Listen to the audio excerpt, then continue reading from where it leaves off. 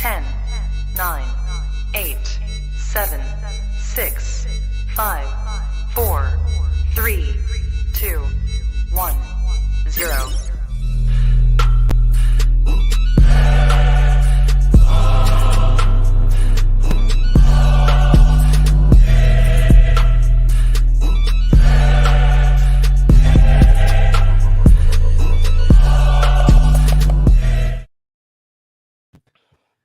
Good evening, lovely people, and welcome back to the Prem Panel Show. As always, guys, when we get behind this mic, all that we ask is that you subscribe, comment, and like. Shout out to the panelists, shout out to Drifty.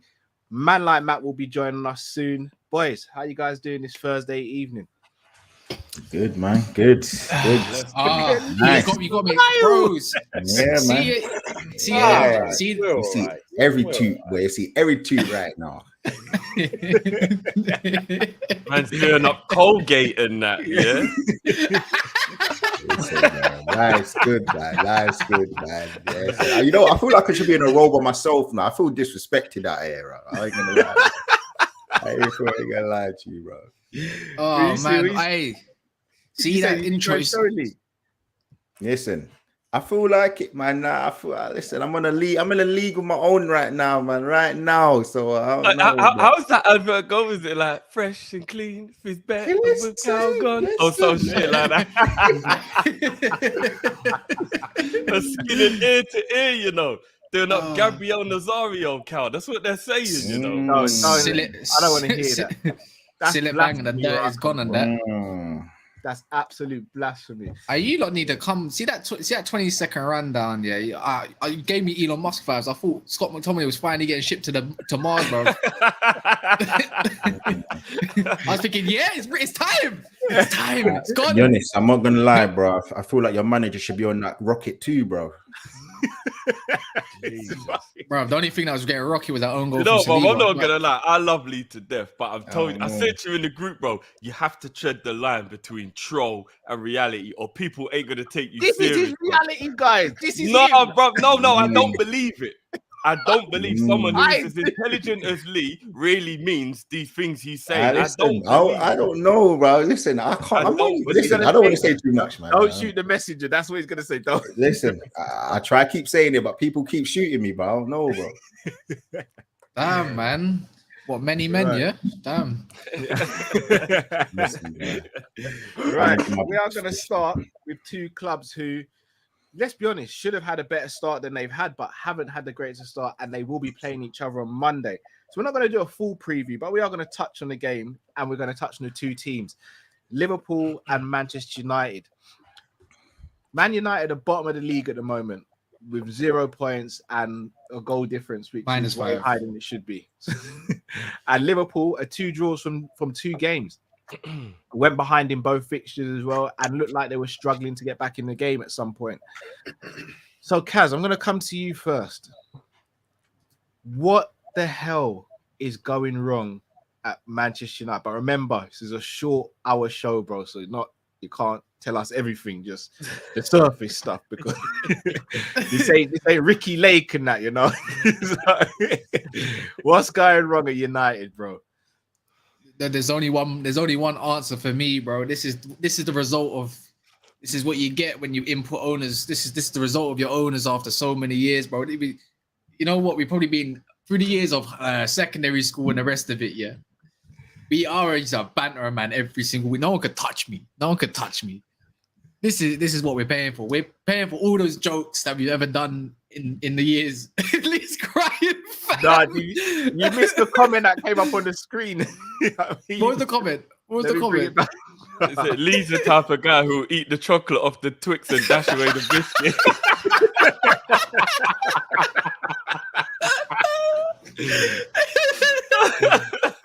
Oh my god, that's a good one. I'm not gonna lie, that's a good one.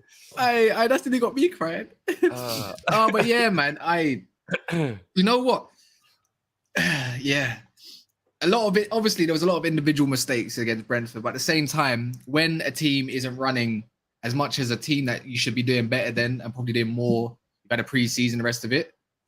Now, this is just telling me again, these players are ready to throw my man under the bus, because 4 kilometers for any team, under any team in the Premier League, exactly, Sorry, That is hold on, wait. Your hold on. Your team ran 4 kilometers in 90 minutes. Less. Fuck No, less. off. 4 kilometers. Less.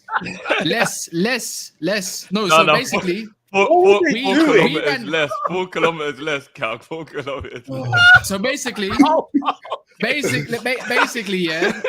So what 4 happened? kilometers between the 11 man is just changing them to the pitch and back, bro. Nah. So basically, Brentford ran like 13.8, and we ran something like 9.4 or 6, bro. That's horrendous for a top 6 team. For the whole team, it's How horrendous. they didn't even run to Croydon and back, bro. Emotional damage. We saying them lot just jumped on the bus quick on the way back. Yeah, you know them cheating vibes and get off and try to run at the finish line like you've been there the whole time. You gotta feel sorry for him, man. Honestly, like, and then you got the haters. You know what it is with this team? We all know this team is a lot of the players are confident players, and as soon as my man came in the building and letting that go from there, that is it. That's it. Done. You whatever match plan you got going on, it's finito. You know what I mean? Like and then he decides to pass. Even when Ericsson pointed it over to my man who's free on the right. No, who am I passing to? I'll pass it to you, big man. I'm doing that. Let's see what you can do with it. Nope. You don't like Maguire, remember, Cass? You don't like Maguire, remember? I hate him with a passion. I'm glad he's getting dropped against you, man. We actually. You think he will? You know he is. He's gonna get dropped now. With all the reports coming, he's getting dropped. Him and Shaw are 100% dropped, like dusted. But the only thing I've got to talk about in the preview, only thing I can talk about about Man United, I'm not joking. There's one player I'm worried about, and it's not Salah. It's Diaz v. Dalot. Honestly, that is gonna be. I don't know what you're gonna on the wing though. We got no. You know what's gonna happen? He's gonna what he's gonna do. He's gonna strip the Twix, based on the chocolate off the Twix, and dash away the biscuit. That's it.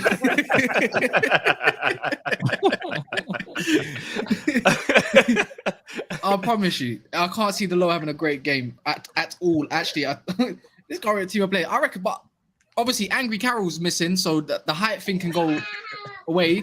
So on that note, he might actually... Well done, Kaz. I like that. We ain't gonna talk on that, man. We ain't gonna talk on that. We might. Man said Angry Carroll, you know. Without Firmino, without Jota, without Thiago, without a lot of your man.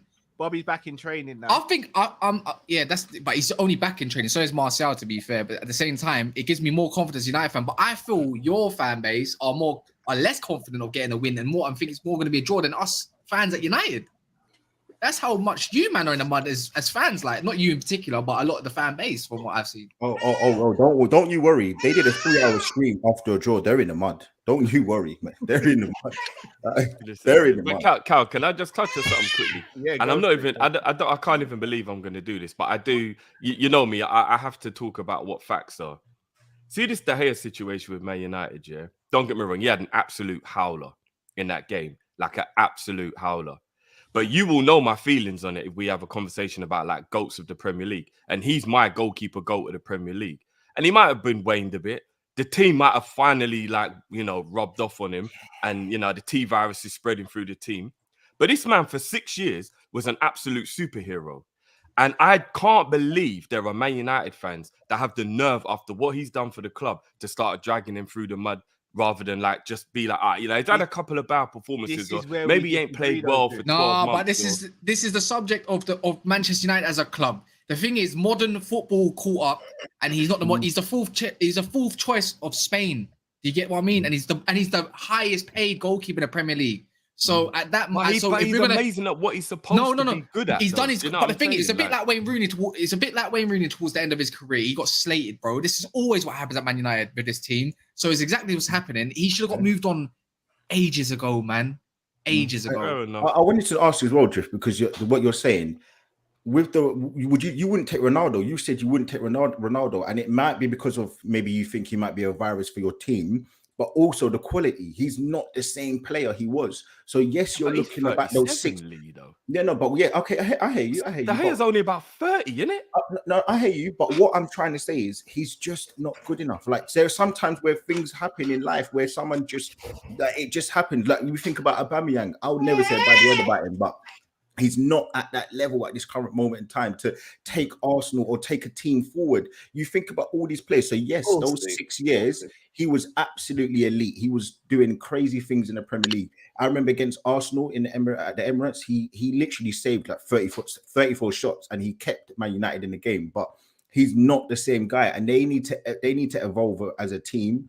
And hopefully, this is going to be a learning curve for Ten Hag, because last week I spoke on this guy, and everyone was coming at me. And now look, I said, but anyway. The thing is though, with Lee, him, yeah, I get where you're coming from, Lee, yeah. But I actually think he was very good for them last season. I genuinely do. And not only that, I just feel like there should be a bit more loyalty to a guy who was, but correct me if I'm wrong, Kaz, wasn't it 3 or 4 years in a row he was player of the season?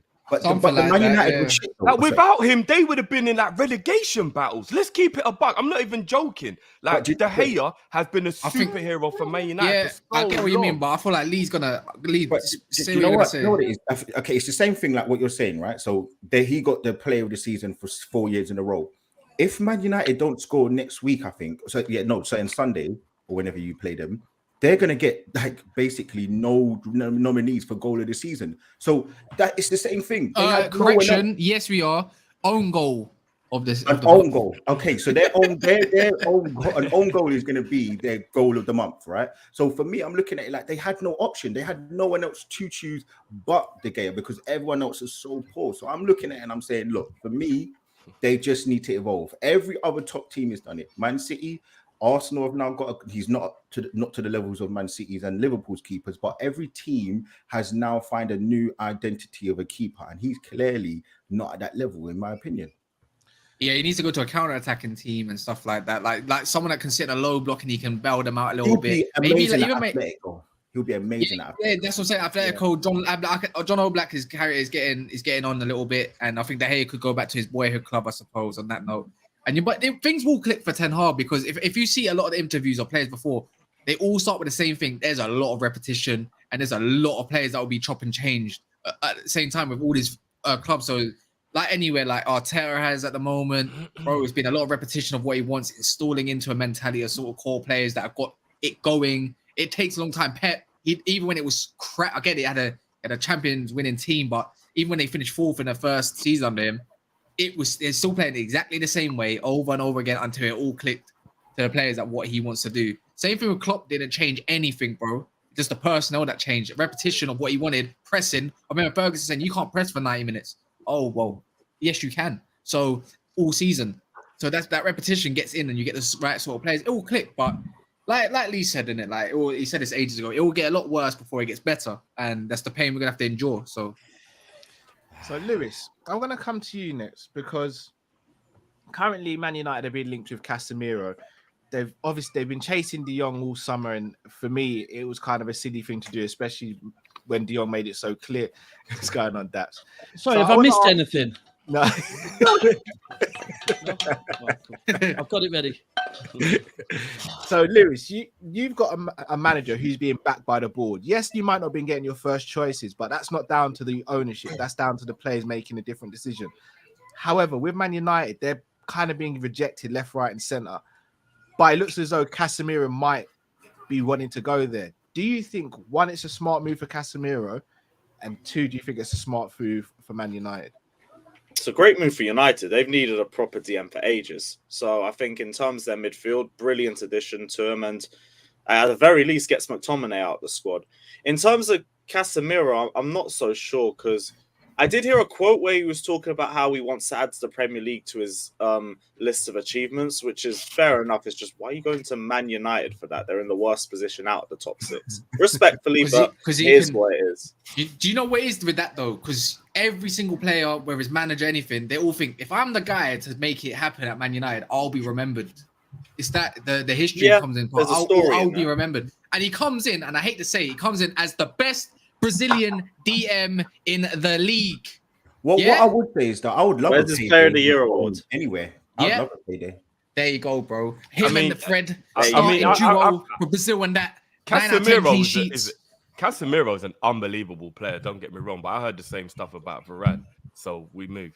Yeah, but Varane and Casemiro, you put Casemiro in front of a Varane, Now you're going to see a different Varane. I was told Varane's the second best defender in the world, though. So I'm just saying we. No. Let's Let's not not see his put his ability. Is he there to win trophies or is he there for a paycheck? A paycheck. That's 100%. it. I feel like Salah, Because if Chelsea come in for him, because we were linked to him yesterday as well. If he picks Man United, I'm thinking, cool, you're not going to win trophies, and it is what it is. Do you know what? Chelsea going to steal another player? Chelsea are on this. We bad mind vibe, you know. It's a London or Manchester thing. Yeah. Chelsea have the Champions League. We're in a better position than Man United are. We're a more appealing club than Man United. He should be coming. Yeah, you are. Hold on, you don't have the He doesn't. Champions League. No, you don't. No, they're in the Champions League. You're in the Yeah, Champions League. they're more appealing. No, they are more appealing though. Right, you know what's a bit mad? You know what's a bit I don't care if They're more it's appealing. down to celebrate that they had the what was it? If the Super The World Cup champions. So I thought he was still claiming that. Which, by the way, might be cancelled for next year. I know. So By the way, You know what, also, though? you know what's mad? You know what's mad as well? I'm seeing Reigning reports. champions and that, yeah. I'm seeing reports today, yeah, that even after Casemiro, apparently we're still trying to get De Jong as well on top of that. Well, De Jong ain't Can you coming imagine- to you. He wins 4-0, bro. Can you imagine? I don't Yeah, know what De Jong, happens. that's I done. don't think- That's done. I know, but Do you know what? imagine that's in mental. all- I don't know how in you go all from the madness- Casemiro and that. You know what? Go on, Sorry, Nick. no, Leave. I was gonna say, in all the madness, right? Because Man United are so poor, and the manager, the board, your fans pretending that they want to get this green and gold scarf and all these other things. Sancho is getting away with absolute murder with his poor performances. And I watched the video of School Shop, and you know what? It was so real. Especially again, if you're not from London, you won't understand. People from London, we really, really big up Sancho because he literally represents street ballers. He epitomizes it to a T. Big up himself. He went to Man City. He then went to Germany. He did it. He was one of the new generation to go abroad and kind of make a name for himself. And he's come back to Man United, and he's just coasting. He's looking like some wet wipe. He's looking so like dead. And I feel like he's just getting away with it. And again, we always forget, but he came for 70-something million pounds. And I know he's young, but he's getting away with a lot. And if it was any other team, it would be a massive thing. But for Man United, What about Pepe then? I was going to say, you want the Pepe treatment, innit, Lee? No. Do you know what? But to be fair, Pepe's obviously. So let's cut you. But I'll be honest with you. You're kind of right though, because Pepe's obviously what Pepe done was nowhere near what Sancho did. So I understand what you're coming from. Yeah. But no, do you know the joke of it is? I don't want him to get slandered because I don't care what no one says. I want to big up Sancho because I feel like I'm being represented by him on the pitch, but he's just getting away with murder. And again, my last point is Havertz gets the maddest stick. Why doesn't Sancho get it? Because he's been here and he needs to start putting his foot down and saying, "I'm that guy." Because right now he's looking like a donut right now. Lee, someone asked in the comments, and I kind of asked as well. Did you say Scorchers might see me in the ends with Francis, might see me in the ends with Walker, Scorcher? Like Yeah. What's Scorcher Sancho? I don't get it. No, he was doing a podcast. He was doing a podcast about it. Something. Oh, okay. Wow. I'm getting a little feedback. But you know what? Somebody, I'm not sure who it is. Yeah, I can hear it as well. Can you guys hear it? Yeah, I don't. You know what else it is as well. Yeah, just to touch up on the last part about the Casemiro thing before we move on, is that I said this year on Terrace as well. Literally, Casemiro comes in literally as it stands, the best signing that we could ever make since Robin van Persie when we needed a striker badly. You know what it is? Because Man United have been missing a six for so long. A proper six, a destroyer since, and he wasn't a destroyer at that time, obviously. But Michael Carrick, we haven't really replaced him since, and it changes the dynamic of Man United's midfield team. As long as you provide on top of getting Casemiro, but another signing, you need another midfield on top of that, though. Otherwise, what's the point? This is what I was getting. It says something about your like. For me, me, Grizz, and Ty spoke on it earlier, and there is. It's not me, is it? There's some feedback. Hold still. on. Yeah, Let me just press a button and see. It shouldn't be with headphones, but. Is it gone? Hello. Is it still there? It's Lewis. It's you, Lewis. Oh, for fuck's sakes! I mean, lower than. I love Carefree. You know, man. Always makes Right, It's Carefree. Just to cut you, Daps, because I was actually going to come to you because at the moment, in my opinion, Rodri is the best DM in the Prem on current form and everything at the moment. Facts. And with Rodri, he's a player that can dictate the game. So even if Rodri is playing in a 2, I don't think he'd be a problem. I think Fabinho's the same. Like when he's on At his form, best. he can play in a his best. 2. Yeah. And in my opinion, when he's on form, he's slightly ahead of Rodri. With Casemiro, as great as he is at breaking up play, Rodri's great at breaking up play, so is Fabinho. But the difference with those two and Casemiro is I feel as though they are better with the ball than Casemiro. And one thing that we forget is Casemiro has had Modric and Cruz, two of the best controllers to ever have played the game. Yeah. So even though Casemiro goes and improves your midfield, Cass, are you almost throwing him down a well? But what I was going to say, what I was going to say, and it's kind of similar to this as well, is I feel like what's happened. This is right. So Ten Hag arrived, and it was like, firstly, he had Donny van der Beek, yeah, right. Is one of his lieutenants that knows his style of football. Donny. That's what Donny's told, a good player. It's actually weird. So we've been told. So we've been told he's a good That's what I was going to say. Is he though? He's played 30 minutes. He is. My thing is but why is he not being played though? But this is the Sorry, thing.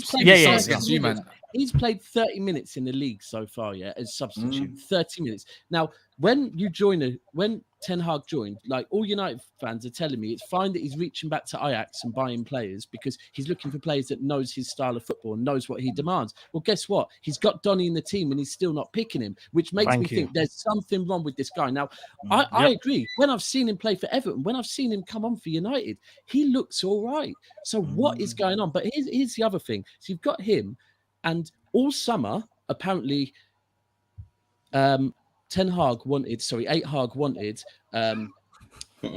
he wanted De Jong. He wanted a ball-playing midfielder, yeah? Now, all of a sudden, after playing 2 league games, what has he seen that's made him go, actually, nah, do you know what? Let's go and get. He doesn't know what he's doing. Or maybe he's realised United's midfield's worse than he thought. So he's like, that's it. He's 8 kilometers now. That's not 8. No. If we go off of his Ajax teams, he's always had a destroyer in there. Schoen was one of them, or Schoen, however you say his name. The other one's Alvarez. They're not very great on the ball, but the other 2 ball players, or whatever you want to call it, are good. Grab and Birch, so forth. You can actually. So I think he's highlighted that Casemiro at 6 is more important than needing an 8 right now, because we lack that. Like I said, your defense. Yeah. So he's probably came in and said thing, but the thing why Van der Beek I don't think can start is because of Bruno Fernandes and the whole price tag around that and the board. This that you should all know. There's always politics when it comes to certain players with price tags and their status at clubs. It happens. But the thing is now, these men ain't got a leg to stand on. So I am interested to see in the next few games before when the transfer window ends, or is it just a game? Sorry. What's going to really happen with this? Because Bruno's been stinking for a year. He ain't got a leg to stand on for those 2 games. McTominay, don't even get me started on that bastard. Also, on top of that, no, and then Fred, and Fred's just Fred, bro. Like you could actually play Ericsson. It's McFred. They're a package deal, bro. It's like burger and chips. Not like that. It's a package. It works out cheaper. It works out cheaper if you get the meal deal. So McTominay comes with Fred, you know, in the small print. Yeah. The thing is, if Man United ever do go ahead, a Casemiro and Fred, because they understand how to play with each other and do it with Brazil, you can bring him on like a closing thing. That's how it should be utilized. You can play Ericsson in front of a Casemiro, but then you really do need a low sense of gravity player that can't get tackled. Like, as in, he's so hard to get, like a Kopish, and that's where I'm kind of worried in the progression play of the midfield going forward. But I thought Van der Beek could also do a role there, but can he? That's the question, because we ain't seen enough of him. I don't know. I want to see what happens. We were told that Donny can play all positions when you bought him. But we were told he can play at 8 and a 10. He's amazing on the bench. He's sick. The thing is with him, right? When you got a player like Martial, right, who drops deep. Now you need a player that you need an attacking middle, sending me that can get in behind. Water carrier. If you got a false 9, you need to get someone that going behind. Donny van der Beek's a shadow. He's like a shadow attacking mid. I'm not going to be shady though. Casemiro's an elite player, and I think he's making a mistake going to Man United. And the man you get him, that's a coup. I can't lie. We can't just start hating. No, it's not that. But what Carl made a valid point though, and for me the valid point is that I think he definitely improves Man United, but the problem is the combinations ahead of him. So you got Casemiro the destroyer, but who's he going to give the ball to? McFred, or is it going to be Donny who's not playing, or is it going to be potentially Bruno Fernandes? It's about the combinations. That's where Man United do need a Frankie. They need a Casemiro, and then you might be able to start seeing some link play because there's no as Kaz said, the ball progression. Like who's getting the ball and driving with the ball? No one is right now. Like this You is get what I'm this trying is to where say? this The is link where is I like to missing. see a 4-3-3, not 4-2-3-1. You need to play a 4-3-3 because if you've got a destroyer, that means it allows 2 centimeters to get off the pitch because you're too busy. You need fullbacks that can go high, and then that means you got a destroyer, but that means your 2 centimeters really need to have a flipping great game because they can actually have the ability to go forward and do whatever they want. I look at it and I'm like, you know what? I'm still gonna put a lot of pressure on Ten Hag because he's doing some silly things, in my opinion. But a lot of it you need to think about is the team has no heart, and the irony of it all is I mean this respectfully, the person that probably doesn't need the heart is showing the most heart on the pitch, and that's Eriksen. So for me, I'm like, your team is just finished, and I keep saying it over and over and over again until you get rid of all your players and you start again. You almost do something like Arsenal, maybe not to the level, because you can buy more established players that will do a job. But for me, you can't bring in a 30-year-old and he be your best player. For in my opinion, I just don't feel like that can be your best player for me. And the manager, on last week in the last 3 minutes, he brings on Donny. Like, what is he doing? Like, what are some of the things that he's doing? 3 minutes when you're 4-0 He down. needs to be held accountable. If this was any other manager, and if this guy is elite, you should know that certain man can't be playing. I'm sorry. Do you know what? If it was Ollie, it would already be Ollie out. Let's keep it. Do you know what? No, he's got a point. I think he's got a point in terms of Ten Hag is doing some mad stuff. But at the same time, I will say this though, and this is respectfully to the Man United squad. There needs some gutting. Like he can only basically, bro. What they have at the moment, he knows ain't good enough. But he's trying to see who can do what, and it's early stages. And the horrible thing is for him, he has to experiment to see what he can do going forward. So he kind of has to know who's got it, who doesn't. And he's doing that right now. But what it is that he's doing it, and every single time it looks like it's getting worse. And obviously, he looks like he's searching for answers, which it is. He'll get there. It's just that will he be given the time and will he be given the players? Because let's be real, if you're Ten Hag and all you've been given this summer is who have you bought, Kaz, this summer? Who have you bought? So we got Melissa, the fullback, we got Eriksen, and then we got Lisandro Martinez. That's it. Big bad Man United. That's all they have. How many did they lose? And how many did they let go? The thing with Casemiro, that's true. That's true. That's from the previous regime, though. Yeah, go on. The thing is with Casemiro, what it allows though is it allows Martinez because he is a ball progressive. He's a very good one at that in terms of a very ball progressive centre back. He allows him to go forward. He allows the whole height thing to be abolished straight away as well. And so like that, he does protect that and allow that to happen. So it's a big plus on the back four. I'm not gonna lie though. 12 months ago, they were title contenders. And if you got someone like Malacia who's very techy, is their squad that bad? Is with really players after they played people like Casemiro? No, you can't put down Man United. Our squad's bad, bro. We're overrated. We're very much overrated. It's very unbalanced. The thing is, it's good on paper, but it's very unbalanced. Very unbalanced. So he was Saka's on the market, bro. That's how. Remember when they used to say Wan-Bissaka or Trent? Do you remember that stupid conversation? Yeah. And look what's happening now. Maguire's the new Van Dijk. There was all of that stuff.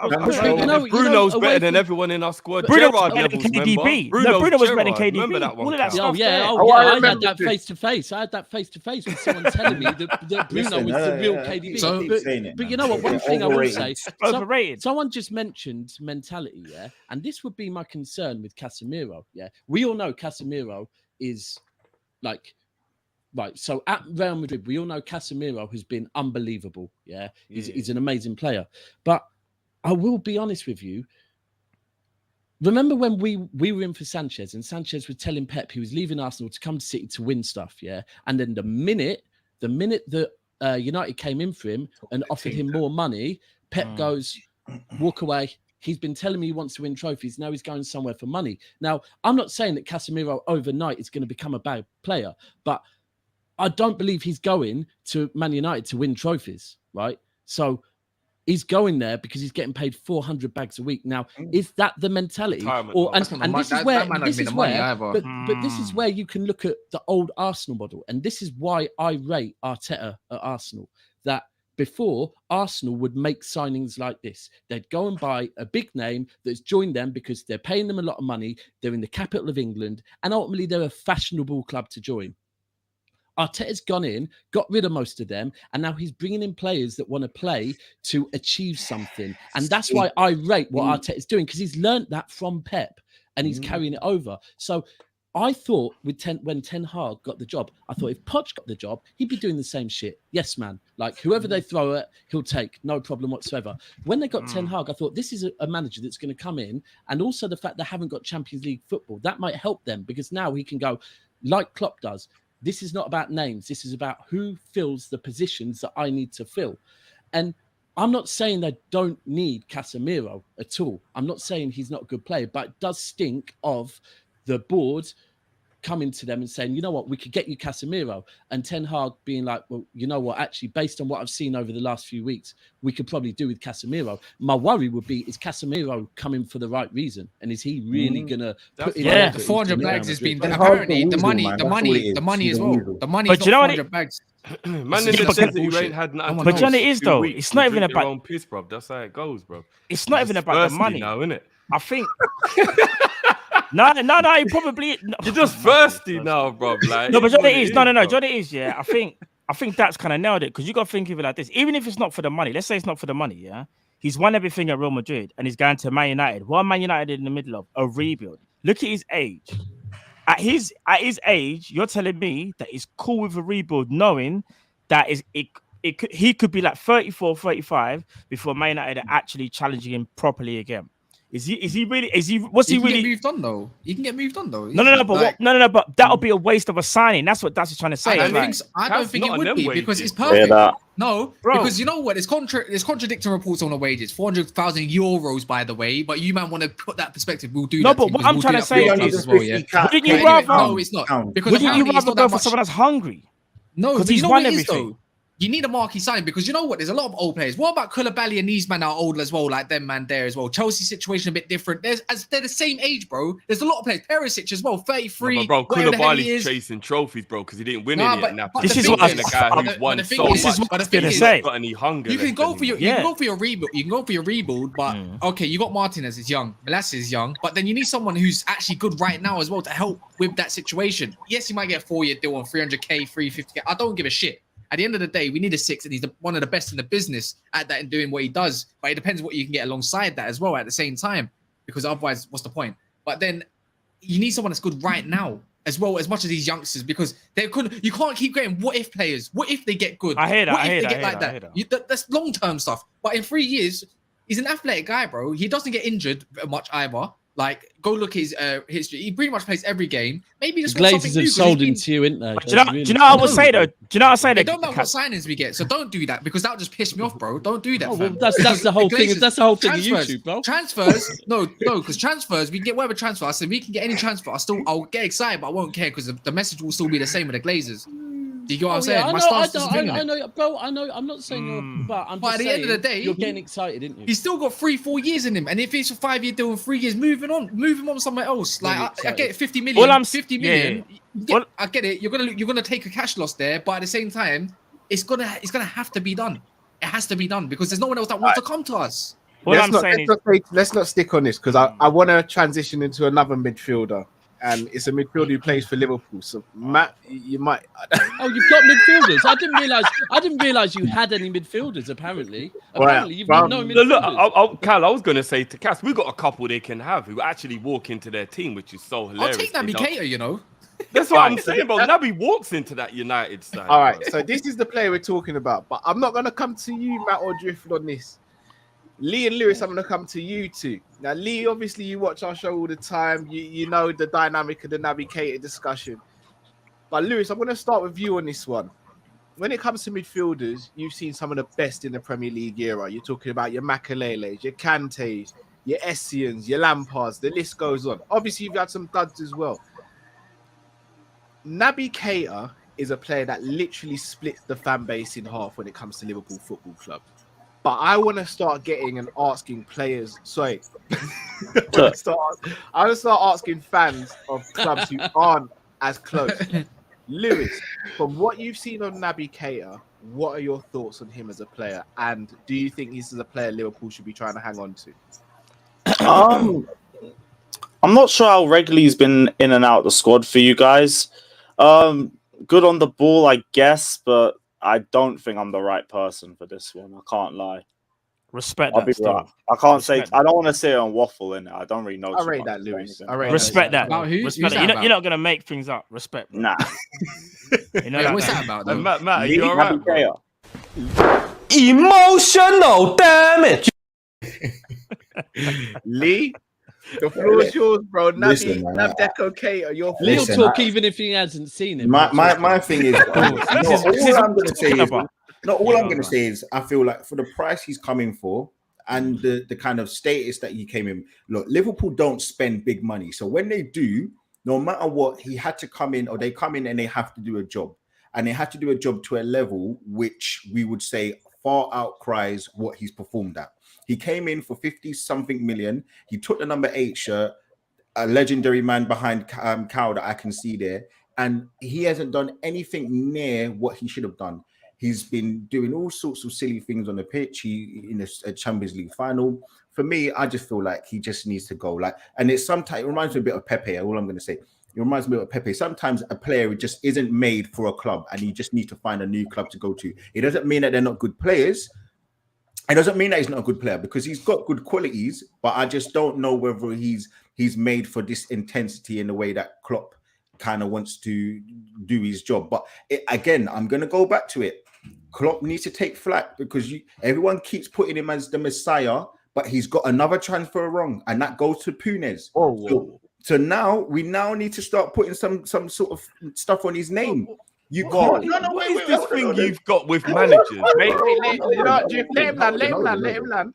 I just feel, again, he's made another mistake with a signing, in my opinion, and I feel like I'll be right with the Punez one. And he's made a mistake with Naby. Just because Naby's won trophies, it doesn't mean that he's been a success, because he didn't play a major factor in those trophies, in my opinion. But look, you lot can do what you want to do with him, but he clearly wants to go, in my opinion. Can I jump? Obviously, I know I'm the host, so I'm not going to say too much. Okay. I've got 2 questions for you, Lee. Can you count the bad signings Klopp's made since he's been at Liverpool? That's the first question. I said big signings. Okay, fair enough. And then the second question I have is, just because a manager signs a player and the player doesn't work out, I don't think you can automatically say that's the manager's fault. Because sometimes, like, let's be honest, when we signed Naby Keita, we were getting one of the best midfielders around who was available. In the same way, you guys have got Jesus. If Jesus goes on the next few years and he gets injured a lot and doesn't perform, no one can turn around and be like, Arteta made a bad signing there, because you made a good signing, but the player didn't work. In the same way, when Houllier signed Harry Kewell. I'm having that. Can I just ask though, who said he was a good signing? Because I didn't say he was a good signing before he came to Liverpool. It was Klopp, and then Liverpool. How much is he? 63 million. No, Lee. He was the most sought after midfielder that summer.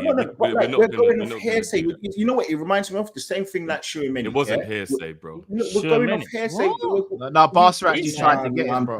So it wasn't. A number of teams were trying to get him. You know why? He was so sought after. Liverpool paid 8 million more than they needed to secure the signature for the following year. He was very sought after. Okay, just because you're saying all of these things, it doesn't mean that it is true. Just because Barcelona wanted him, what does that mean? What does that actually mean? Does sought after mean? If 3 or 4 clubs want a player, bro, that means he's sought after. That's literally what it means, bro. At the same time, you can go from the point that just because a player is sought after. Look at the same thing when I'm thinking about what's his name, man? I can't remember the guy's name now. There have been plenty times where players have been sought after, and then you look at them and you see them and you're like, you know what? Look, that was it. Awar. The guy from Leon that's now going to possibly Nottingham Forest. Everybody's going after this guy. Wait, is that Nottingham Forest? Yeah, look, so they just paid 44 that's different. Do you know why that's different? Everyone backed out of that deal, though. Why? Everybody backed there must be an attitude issue. There's an attitude issue. Thank you. Buying Naby Keita. Thank you. My overarching point I'm trying to say is, compare. Yes, people build reputations in Europe and people build names within Europe, but it doesn't mean that they're going to be this all out. And it was Klopp that was fascinated and wanted to get this guy. And all I'm saying is, You can't say that this guy knows everything. He can make mistakes. That's what I'm saying. Who and I said feel he like can't, bro? okay, fine. You always come for Hold on, managers. sorry, Matt I Drift, need Matt to know. Drift. Is I don't even know what he's trying to get. manager It complex. Matt doesn't It's even got to make be a sense, bro. manager complex thing. Matt It has Drifty, to Matt be, Drifty. bro. It doesn't even make sense. Man's going for Respectfully, I know Ten you. Hag, man's going for Klopp. Like it's always the manager Lee goes for. I don't get it. Yeah, It's a manager. no. No, Lee Matt, goes it for has everyone. to Hold be, on, now bro. I've got to defend Lee. Lee It goes has for to everyone. be, bro. He goes for No, everyone. it's to be always the fair. manager, bro. It's the manager. Drifty and Matt, respectfully, I know you two have got low say on this, but I'm not gonna actually ask your opinions on the Naby Keita thing yet. No, that's fine. I'm not gonna ask it at all. That's fine, But bro. That's fine. That's And fine. the reason why is because one, I know your both opinions are, but also I do want to see what he's viewed as and how he's viewed by fans outside the club, because we can sometimes be too close to a situation and not see it very well. So that's Kaz. I'm gonna come to both of you next. Kaz, Naby Keita, I know you said you'd have him at Man United, but let's be honest, Man United are kind of like a gutter at the moment. Is he a player that Liverpool should be trying to hold on to? A player that No, Liverpool it's just should be Fred trying on to Red Bull, build on? bro. Say again? It's just Fred on Red Bull. Like, what's the point? No, if he was on Red Bull, he'd play more. To be fair. That's probably why he's getting so many. Just drinking too many Red Bulls. He needs to just go back. He needs to get sold. He needs to make space for another centre mid. He needs to go. If we're being honest, we're I keeping don't him need a up. hug. I just want violence right now, bro. You know like that? Yeah, he needs to go. Like, It's a violence thing, bro. huh?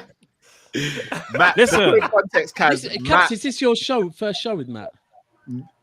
What's that? I Say that know. I again? think it was even last week, innit? yeah, basically, Naby to Matt is what like Cantona is to Man United fans. What Gerrard is Don't do that. Don't do that. No. What it is. He gets hashtag scapegoat. Naby things. Do you want me to- Yeah, he's alright. Okay, He's not. okay. He gets scapegoated and Is stuff. But when this what we're doing, Lee? Is this what we're doing? Yeah. All right. Oh no, This is what we're doing. Matt, your team's I in got the you. mud No, I right got now. you. Your FPL team's got in the you. mud. Come nice got to you. me, brother. Come I nice. got you. I got you. Don't worry. Just wait. Your But time will Henderson and happen. that What? he does get a lot. He does get a lot of stick when I can see Hendo or someone's playing a mad crap game, but somehow he does always go back. Yeah, he's to a Keita. scapegoat. Yeah, he's a scapegoat. He's a scapegoat. disagree, Saying like man. I Angry Carroll, disagree. where I disagree. it will be a scapegoat this season. No. disagree. We give Naby ratings when he deserves it. Well, I think my But he's whole just thing not with Naby- suited to Prem. my whole thing with Naby is I don't think he's that bad when he plays. I think he's Thank just you. not available enough. I think Naby Keita is Yeah. all right. I think he's just not. But I will say, like, availability is an attribute. Like I always say, like I was nearly done with John Stones until we had that one season with Diaz. That like me and Ty was trying to talk up by, and I was saying, bro, I'll take it with Stones. I'm sick of us having to change up our back four because Stones can't stay fit. I'm done with it. If he doesn't stay fit this season, I'm done with him. And then he happened to stay fit all season, but now he looks like he's back to it. Being available is very important, and that's the issue with Naby Keita, and especially at the moment with what you lot are going through with your midfield, that he's that one player that kind of could fit into a couple of different positions potentially, but like his availability is just meaning that like he can probably run the channels, but instead you've got Jordan Henderson running the channels. Like it just is. It's not ideal. You want players when you've got Thiago's records. Yeah, it's Do not. you know what it is, Dabs? What you're saying is bang on the money, bro. But I think it's more to the fact that a lot of players who are injury prone aren't also able to just hit the ground running when they get back. Yeah. We had a player who was very injury prone in Daniel Sturridge, very injury prone, actually more injury prone than Naby Keita. But he was so impactful, he could play 20 minutes in the game and still impact the game. And I think that's the only thing that I get annoyed with Naby is Naby's form needs a few games to pick up. So you're right, he's a quality player, but he's not like a Thiago that can be out for 4 weeks and he'll play well in the one match. Naby needs to build up and then he'll get good and then he'll get injured again. And the frustration is just always he's never allowed to just play. So you're right, but there's more to it. It's also about can you, like Harry Kane. Harry Kane gets injured a lot, so people say. But as soon as he comes back, he bangs straight away. like he doesn't need a month before he's good. De Bruyne. They don't need a long time to get, do you know what I mean? They just come back in the team and they're impactful straight away. If Naby was like that, it would be all right, but he's not. The other thing is it is relevant. Like, so I've been had a really good show with Grizz earlier talking about Liverpool and the midfield thing, because I just wanted some balance from Liverpool, and I've been talking to a lot of Liverpool fans, and there's the one side, the other side, and I was like, you know what? I just want balance, man. Like, 4 games ago, you nearly won the quad. I do get, but so I know Grizz is very that everything's cool, but I just wanted to hear Grizz say, I do have my concerns, and he said, here are my concerns, but ultimately, that was what I was saying earlier. I'm not going to throw my toys out the pram, and I'm like, that's all I wanted to hear. Someone to come out with a bit of context. That, yeah, I do get like sometimes as a rival fan, you have to look at things because at first I was thinking, come on, everyone needs to calm down, man. Liverpool's midfield, but then when I've watched your 2 games this season, I do get it that like. Ultimately, Henderson probably now would be better sitting back playing in a role kind of where Fabinho plays. But he can't do that because Fabinho's there. So instead, because maybe you haven't got players that can run the channels as well, Henderson's somehow running the channels. And it's like, Carvalho would be good for that, but maybe he's not quite ready yet. And it's just not ideal, the injuries and whatever. But sometimes one thing I would say is, on the Bernardo Silva situation, I'm so happy he's staying. And not only because he stays, but think about it. If Bernardo Silva went, and we get a replacement, we could get a replacement and they won't come in and instantly be able to hit the ground running. They haven't played alongside Fernandinho. They haven't played alongside De Bruyne, Silva. They have to learn how the system works. But imagine if we sold Bernardo Silva and then Kevin De Bruyne got injured. All of a sudden, we would have a midfield crisis like Liverpool have a midfield crisis, right? And City fans might say no, because we've got Foden, we've got Grealish, we've got, I get it, but we can also list midfielders that Liverpool have got as well. It's just when certain key players go out, it's not great. Like, do you want me to be shameless, bro? Be shameless. I was hoping for that scenario, not Kevin getting injured, but like a heavy suspension or just bad form, bruv. And Silva got sold on the last day of the summer. Because that's a nightmare, isn't it? If Bernardo Silva went and then Kevin De Bruyne got injured, all of a sudden it's like, and someone asked me, we were just on a Newcastle stream, and they asked me and MCFC Chibs, really young lad, really, really cool. And when De Bruyne, because De Bruyne's kind of getting older, when he leaves, who replaces him? Because Bernardo Silva will be going, whether it be next season or whenever, he will be going. And when De Bruyne gets injured, it's who actually replaces him. And I've never thought about it because I'm more bothered about Bernardo Silva going, but it is a valid question because I was like, Foden or Grealish, neither of them can replace De Bruyne. They can't do what De Bruyne does. And it's the same with Liverpool. When you've been at, there is a plan. But I think there's a plan at your club as well. I don't believe Klopp doesn't have a plan. Whoa, you say there's no. Before I come to, sorry, man. Third best manager in the league. Before I come to you, I'll go and answer to your question, Daps, about De Bruyne. We cannot replace him. We cannot.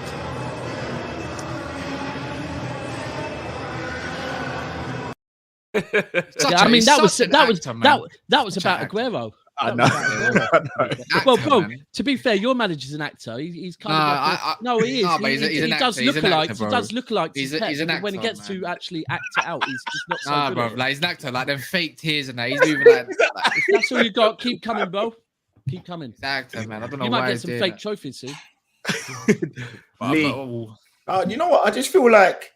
I feel the leader of the fan club. I mean, I just want to know, like, do you think he should actually get a new contract, Matt, or do you feel like it's time for him to go? Because I know that you created a hashtag for him, so clearly there's a level of respect from you.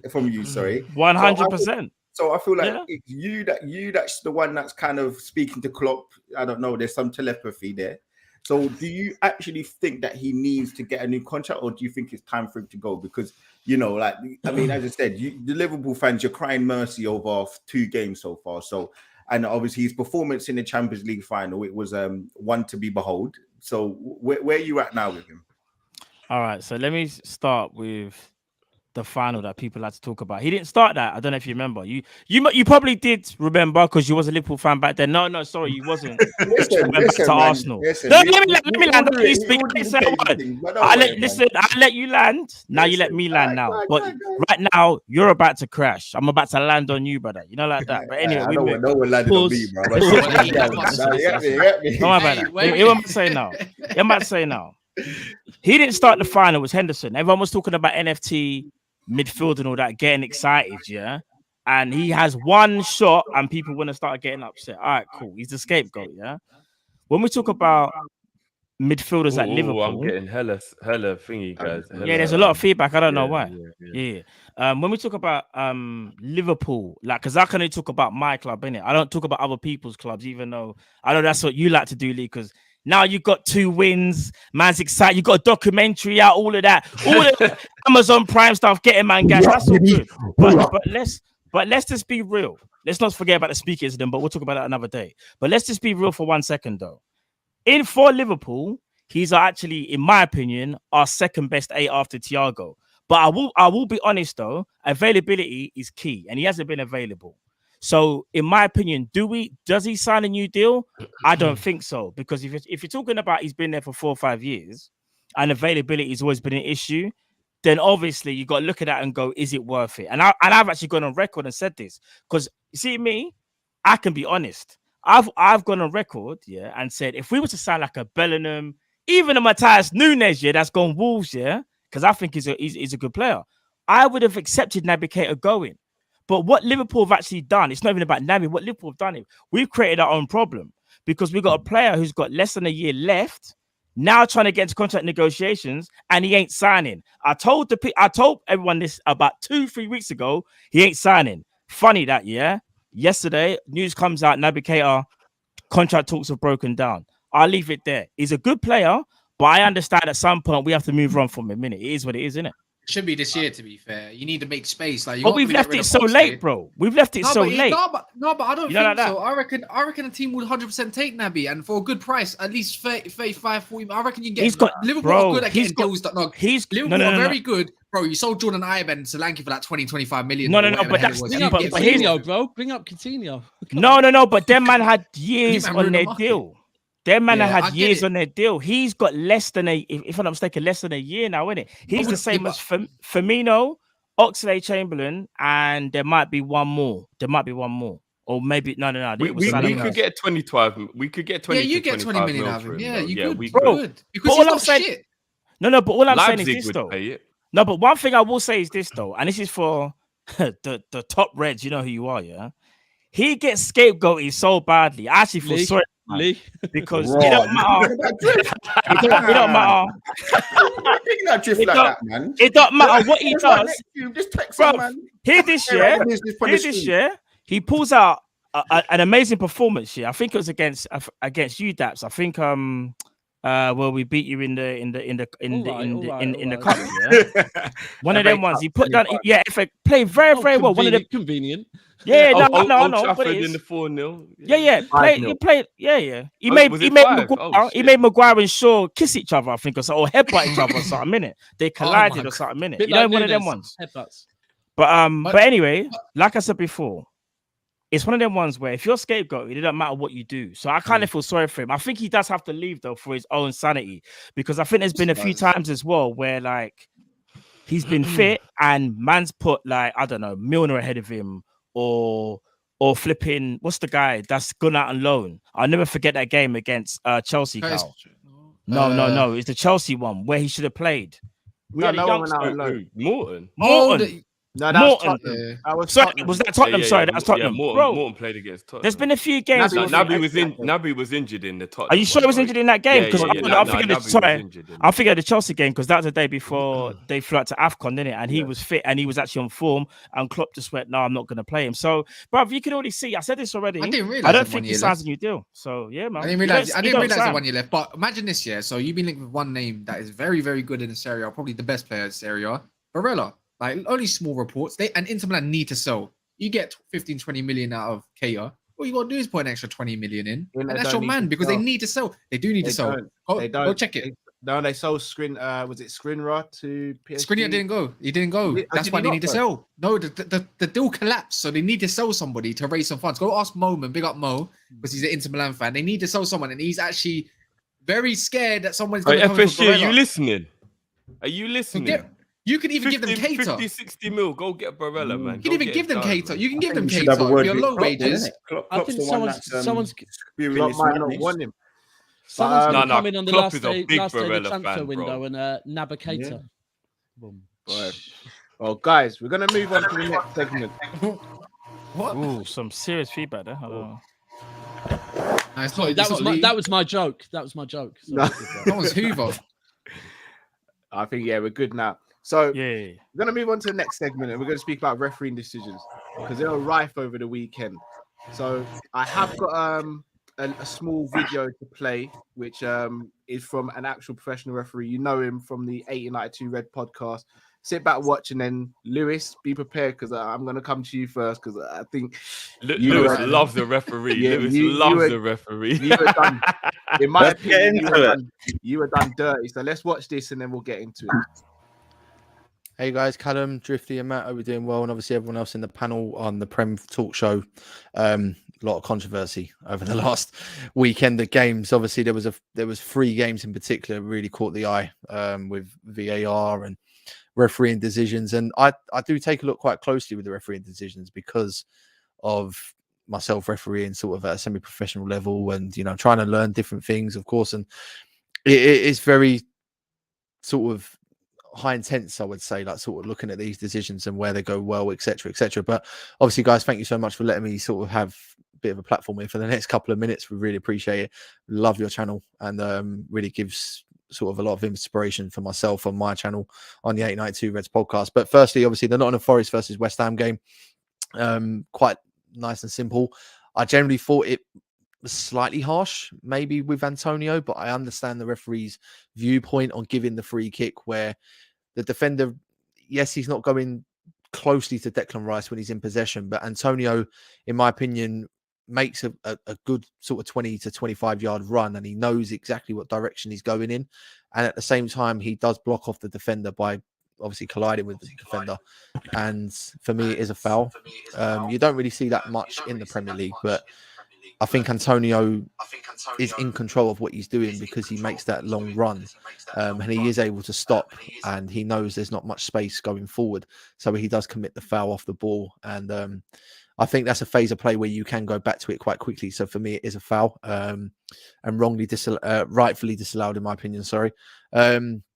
I did think there was one decision in that game where I felt the referee got it wrong, in all honesty, and the penalty was correct. Before people get on the bandwagon and think it was wrong, because no, it was a handball. But where I thought it was wrong was I felt it was a red card on McKenna, a deliberate handball in Law 12 with fouls and misconduct. If the ball's going directly towards goal and you're denying a goal scoring opportunity with a handball, it is a straight red card.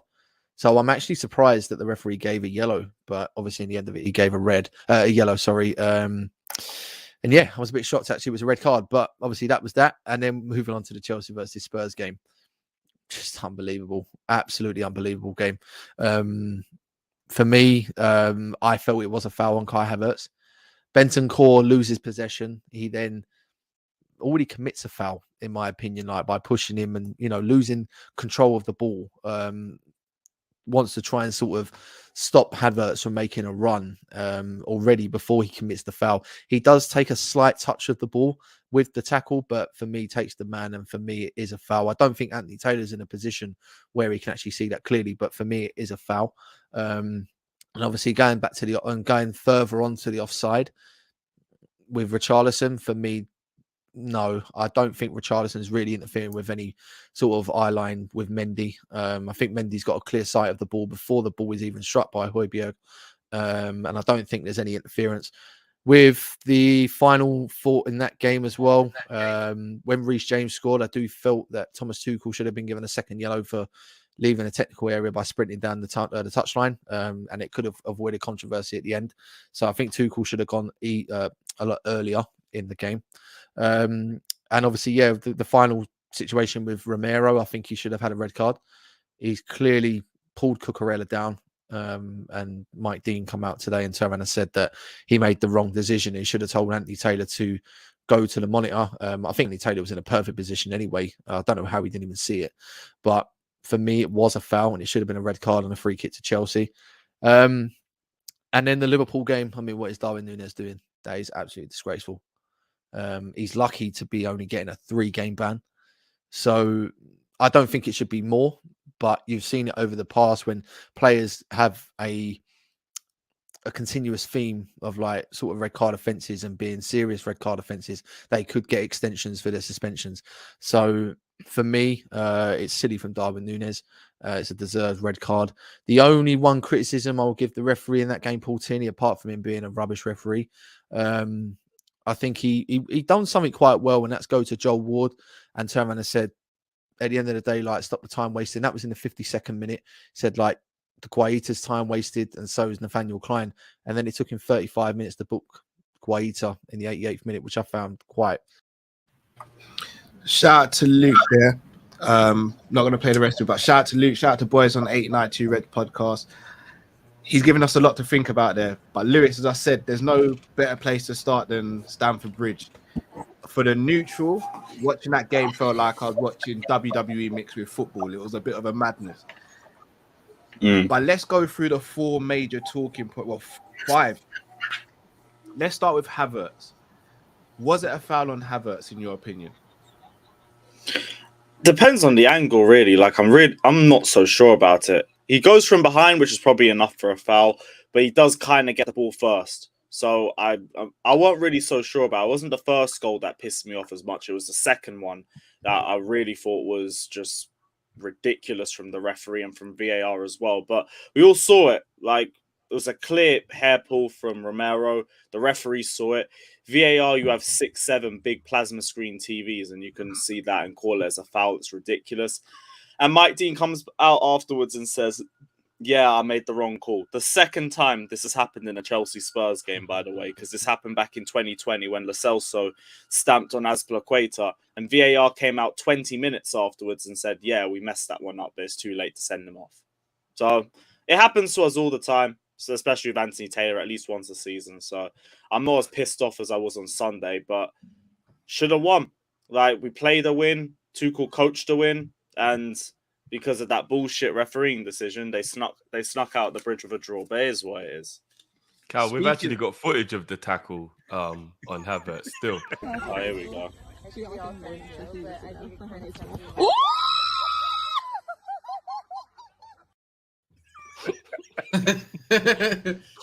You're on mute, Daps.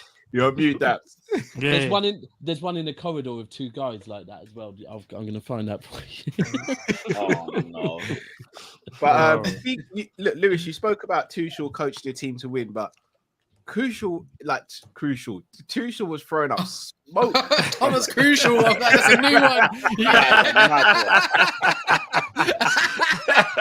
Yeah, I'm gonna run with that one. Tuchel was a bit smoky at the weekend. Like, it seemed like Conte really got to him. I don't know if that's the derby or if Tuchel just had a rough day or something like that. But yeah, I ain't seen Tuchel that heated since he's joined us. Not gonna say he shouldn't have done it. Like, I like that sort of stuff in derbies and everything like that. It was some great wars, to watch, some especially in the ground. Yeah. It's great. Maybe he agrees with you. That is, man. You got to pick your battles. Conte's the boogeyman. That's John Wick, bro. You got to pick your battles, man. I'm sorry. I was going to say maybe he thinks that he's in the best North London, well, the best London derby. Sorry, because apparently you kind of said that. That's this fake Chelsea and Tottenham rivalry is better than the North London derby. I don't know. Like, I'm just saying it's clear of the homeless man v homeless man derby, but that's just my opinion. Yeah, you know what though? We might be homeless, but you keep trying to make yourself relevant, brother. I don't know why. Oh, listen, my cardboard box is better than yours. Thursday night relevancy and all that. That's all good. Man, you keep trying to make yourself relevant, brother. I might still got Christmas How wrapping can paper. we not be relevant? We're world champions. Okay. Lewis, let me come back to you again. That game for a Chelsea fan must have been very frustrating for one reason only. Mm-hmm. Putting the ball in the back of the net. This has been going on for years. This has been going on for years. We've seen Núñez go to Liverpool, regardless of what you say, he's an out-and-out striker. Haaland's obviously gone to City. You've got Aubameyang's out there, who you've been linked with. They got one of the best, though, Cal, right? Who's one of the best? I put the ball in the back of the net. Lukaku's still in the top, 10 in the world. No, but, he's an Inter, though, isn't it? He's an Inter now, isn't it?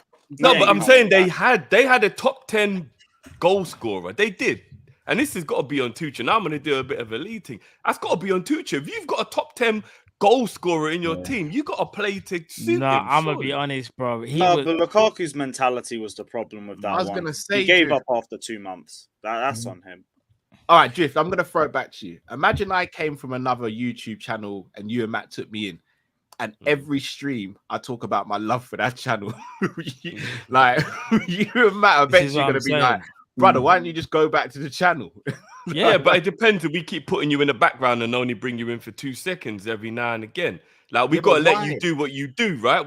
He was starting. Lukaku, remember when he scored against? Was it Arsenal? Yeah. But we talking about, bro. The man's at the buffet and he's smelling the food. He can see Lewis it, will but his tell you, table ain't getting called, bro. Lewis will tell us all sit there and best. watch everybody else, bro. Lewis will tell us all best. He started. Put it like this: he was given minutes to play and show what he can do, bro. Yeah, and he was given a chance. He got 2 man of the match awards before the interview. He started well, and then he started looking through his phone book and thinking, right, you know what? No, don't get wrong. He missed his ex. I get it. He fully missed his ex. But the point I'm making is, Tuchel had to get the best out of him. Sure, Inter is his wife, bro. Chelsea. Here's the thing, though. Like he didn't have a full season because his mentality fucked it. If he had a full season where he actually put his head down and he tried to make it work, could be a completely different story. He gave up before we even got to the halfway point of the season. Jody, go on,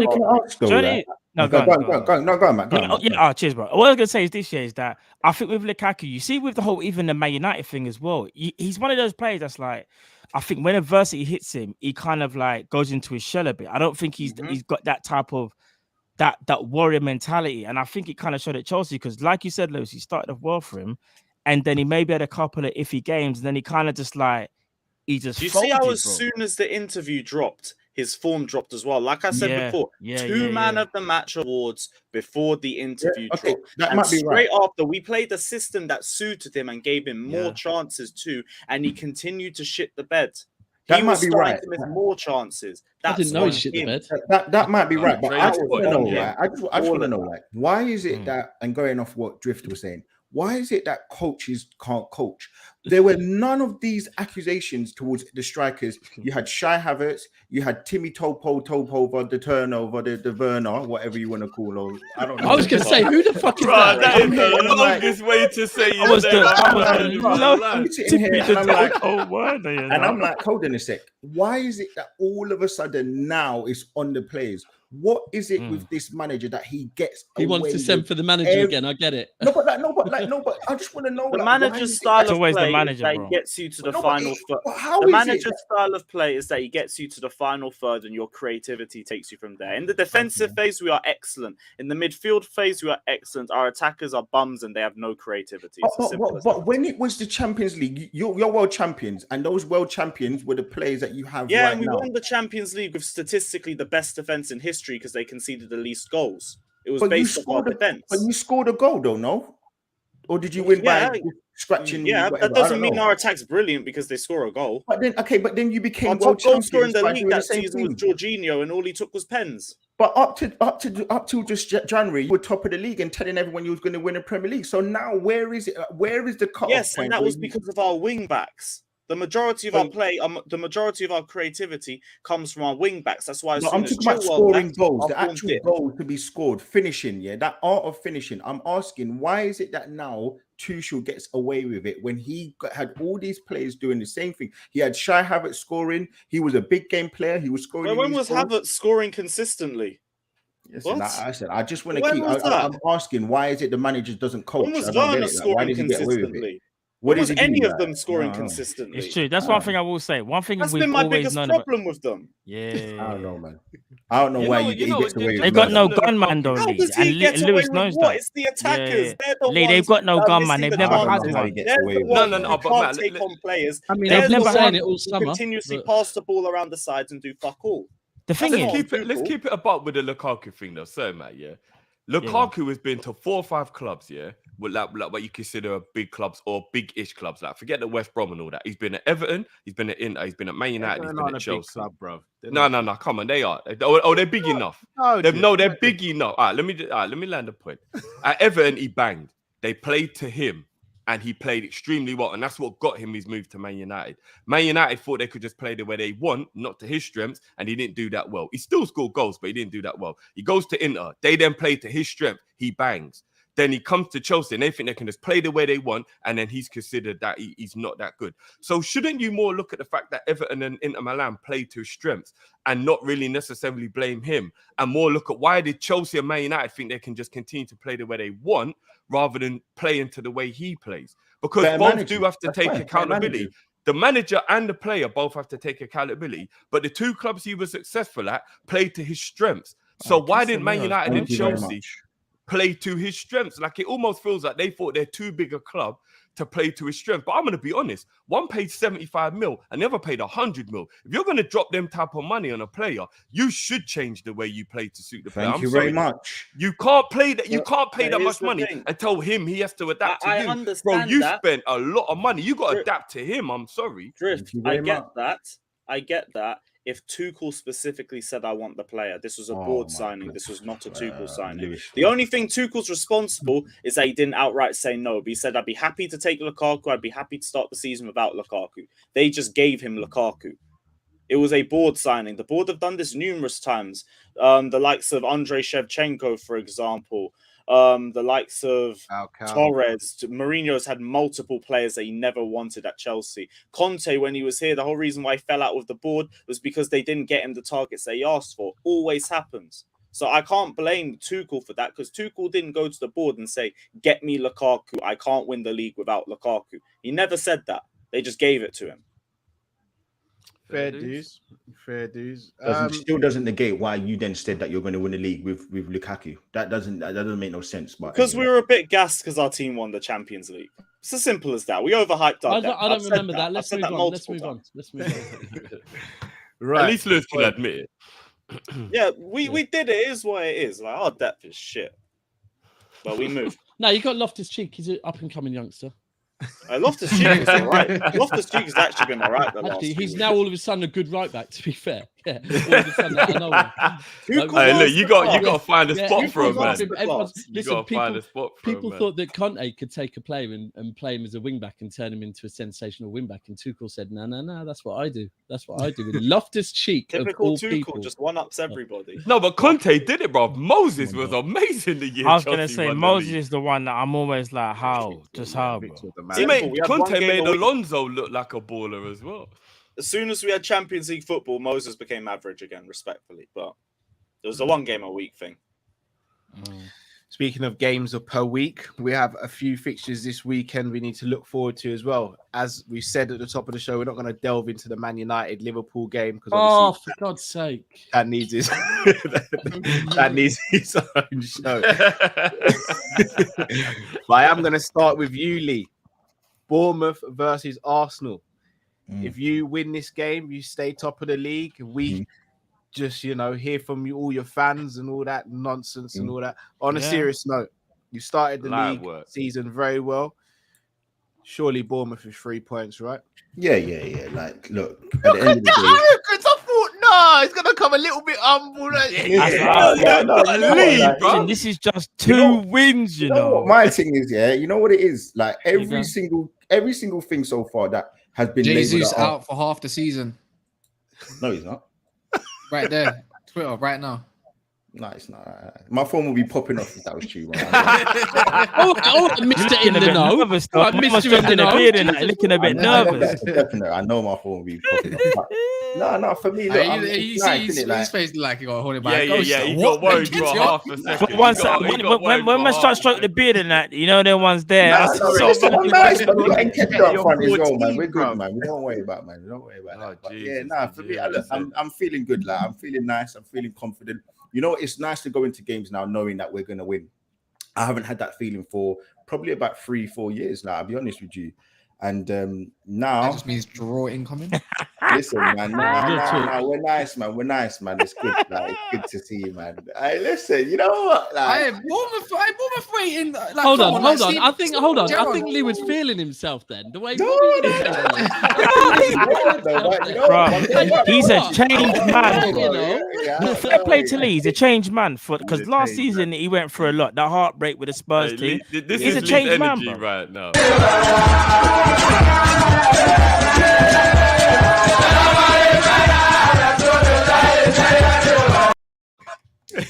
You know what? That's Lee's You know energy what right I'm now. actually more happier because I told everybody at the end of last season that we were coming in clutch. I feel like there was gonna be improvements, and I feel like I'm justified with that so far to say that we're not gonna have a bad season. Like whatever the weather, whatever anyone thinks, I do genuinely believe that there's a clear and tangible improvement as we from last season.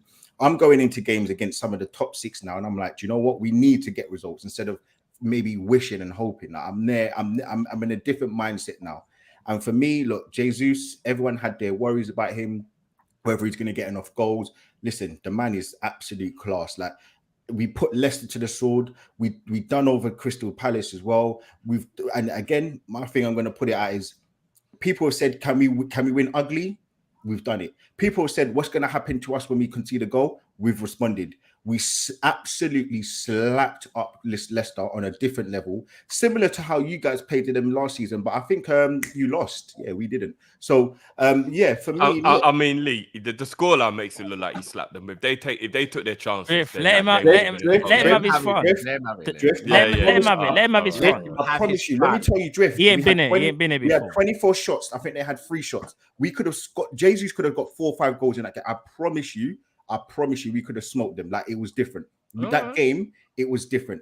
Whether you want to agree with it or not, but it was. I know you're going through problems right now with Salah and or the money he's on. He didn't kind of turn up on Monday, but right now our star man is turning up and doing dirts. And I will do into Salah talk as well, but we're going to come to that, I'm sure, in a bit. But for me right now, it's nice to see. Like, I'm not saying here that we're going to do this. And you know what's nice as well? None of you still rate us, and we're just going to keep doing what we're doing. You know what's funny, yeah? Arsenal. This is what happens. None of you rate us, and I'm liking it. This is what I've been rating you the whole time. I've never. Hey, the fans. I just don't rate you as much as City and Liverpool. That's all. The thing is, yeah, Arsenal, gonna have to a little run here, and then there's gonna be a fat blooper, bro. It's just written in the stars. Yeah, and I just can't wait for it. Lee, you know what? Though? Again, everybody thinks that, and when it doesn't happen, I'm gonna wait for the next thing that everyone keeps. And then that means you're gonna win a league if there's not a massive blooper. No, it's not. Yeah, that's cool. We just watched the this. last few episodes of All or Nothing, where Arsenal fans are overhyping their squad, and then nothing happened at the end. And now we're doing it again.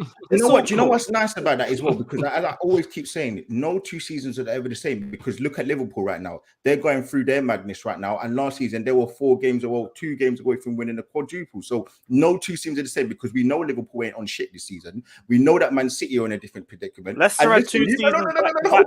Hold it. You need to hold it. 2 games in, you can't speak right now because you're on 2 points. Who draws and we're on a madness, you know? No, but you're on a different. You're not. Your energy's different. And by our standards. There's levels to this shit, bro. By our standards, listen, bro. Man, Not by general standards. Yeah, okay, Man's talking like they're contenders for the league. I'm here to say, Lee, can I ask him a question? Can I ask him a question, Cal? Or are you going to ask him the same question? Lee, are you finishing above Liverpool this season? No, we're not. So with all that energy, it's done. Hold on, I've got a question. You know what? Big up to my guy Turkish. We're moving in silence, bro. Let's just keep. Well, you're not moving, Lee. You're not moving in silence, bro. This is as loud as it gets, bro. You man are going down the street, with the horn, bro. Like, waking up the man moving in silence, but the documentary's out. Everyone, watch this. This is something. This sums up Arsenal and Man United, right? So right now there's an echo again. Yeah, it's kind of mad. I don't like my voice that much. I do like it a lot, but not that much. So Man United have started the season badly. Liverpool have started the season badly as well. Arsenal have started the season sensationally, right? So if I ask Cass now, Cass, is there any chance of you getting a result against Liverpool? Yeah.